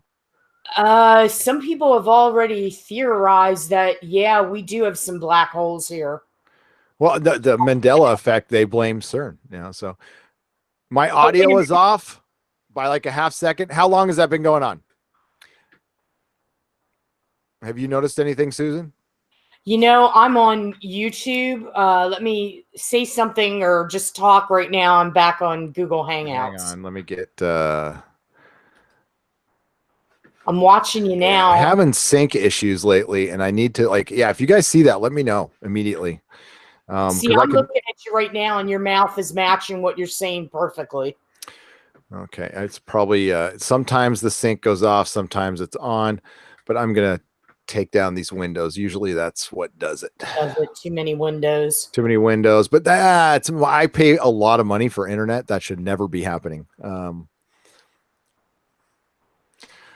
Wasn't CERN shut down by a weasel at one point? Sandstone 5 wants to know. I believe it was. Are you kidding? For real? Well, they actually used some small furry animal to clean it. Oh, there's some tubes they couldn't get into, and they need to get some dust particles out, but they put the mink or something in it, and interesting. And they used that. Well, TK says, Gary, that CBS is hacking you. They probably are. They have that kind of reach. They probably do.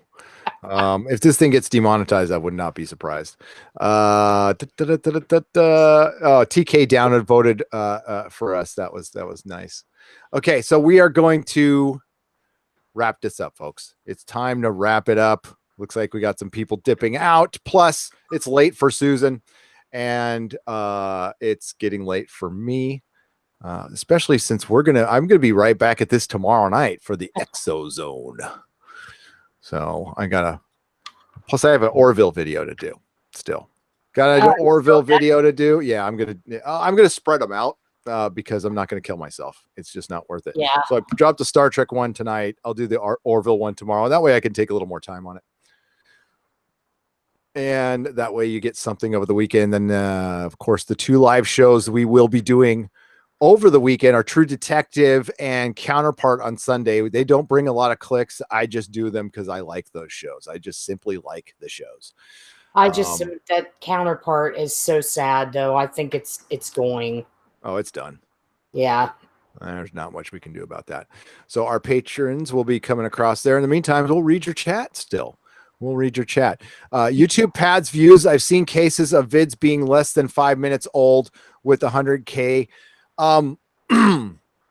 There is instances that it's kind of what you consider a click. Okay. So that's why minutes watched is more important than clicks, because a click can simply be somebody watched your video for 3 seconds.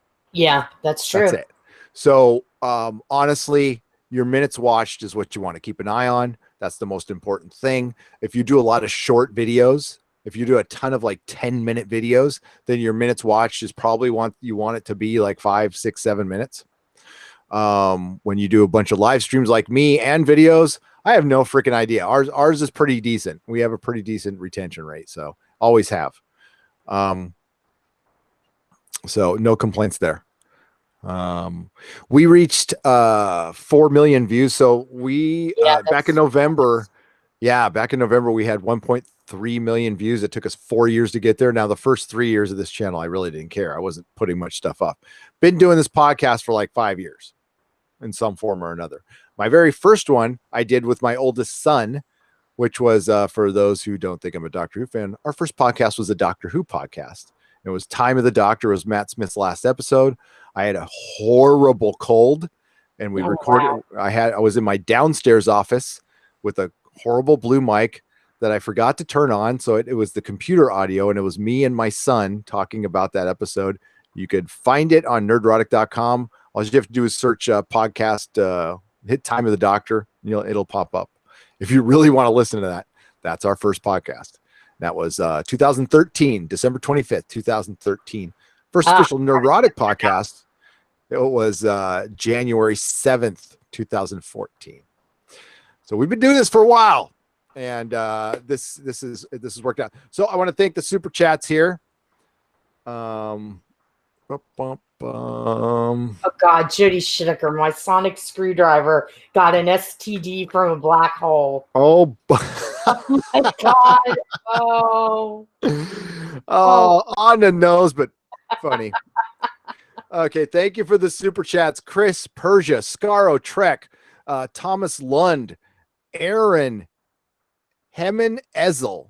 Eric Hemmen Ezel. Thank you very much. Kilroy was here. Strawberry Hellcat, Rebecca Gold, Strawberry Hellcat, Jay London, Brian Smart, Sean Widow's son, newest patron, newest subscriber from New Zealand. Thank you so much. Rising Storm, Johnny Pappas, my good friend from San Diego, Thomas Lund, Mr. Twisted 72, Action Com, Sean Widowson, Mr. Roboto, Mr. Roboto, Mr. Roboto, Maniac Boy Productions, Strawberry Hellcat, Thomas Lund, Jeremy Gao, and TK. Thank you so much for the super chats. While they are not necessary, they are greatly appreciated and they help keep the lights on. But we try to talk to everybody as much as we can. And there we go. Google's telling me updates are available. Great time to tell me. Nice, Pocket Weasel by Whammo. Says Drexel6. Yeah, I got that for Christmas. Jody Shittiker, thank you. And Chris Chimballs, thank you for livening up the chat. KSS Bolvine DeHerder, Philip A. Demick, Holding On 3, Thomas Lund, Matt Guy, Jody Shittiker, Chen Tran, Tickaman Blade, Small Yoda 3. Okay, so the real question becomes something like, out of 99,000 people who viewed STD free on YouTube, how many of those actually watched the entire hour?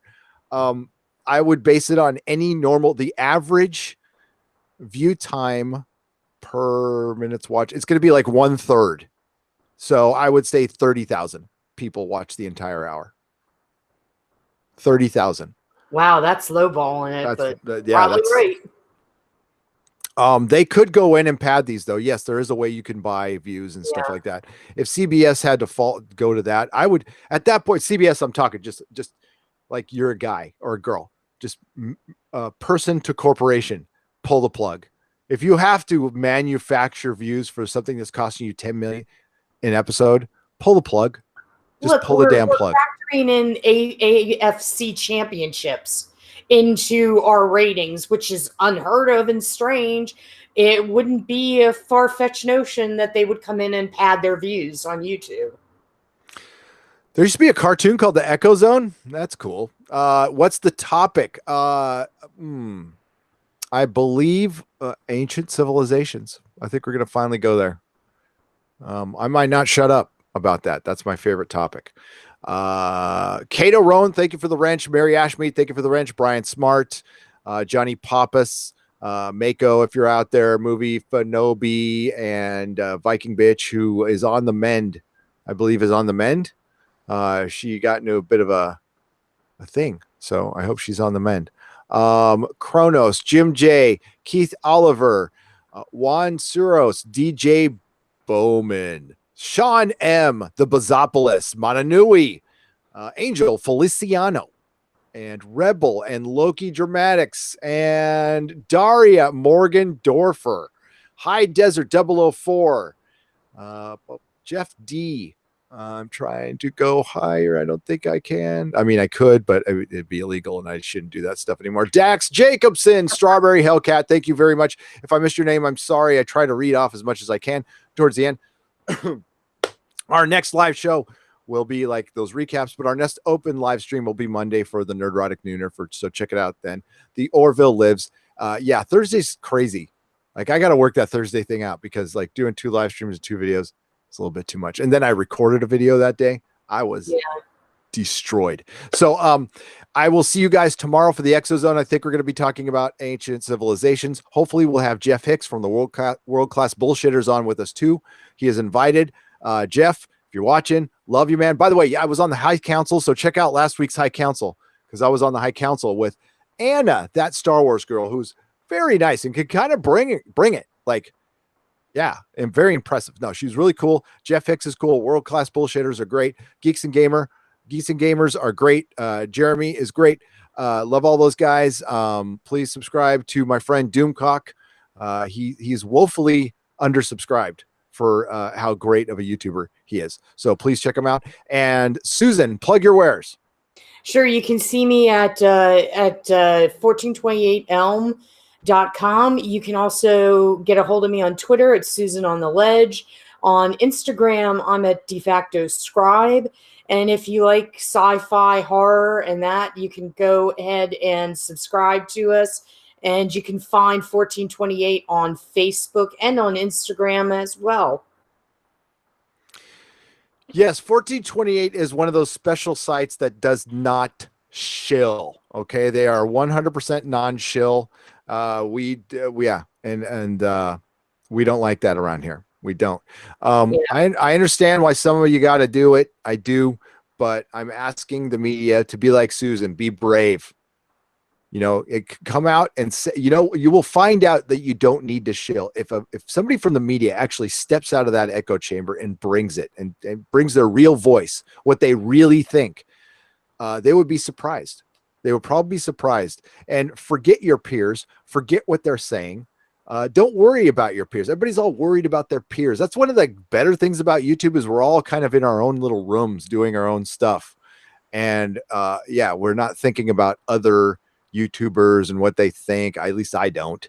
And most of the other ones who are kind of saying their own thing don't either. And that's to circle back to Jeremy's car video he did today. I recommend you take a look at it because it's just him telling you that you can do this and what fandom is doing, this little fight we're in the culture war. This is a natural thing. People from all sides coming together just to protect our entertainment. We don't ask for much. We actually work pretty hard and just want to be left alone largely and live our lives.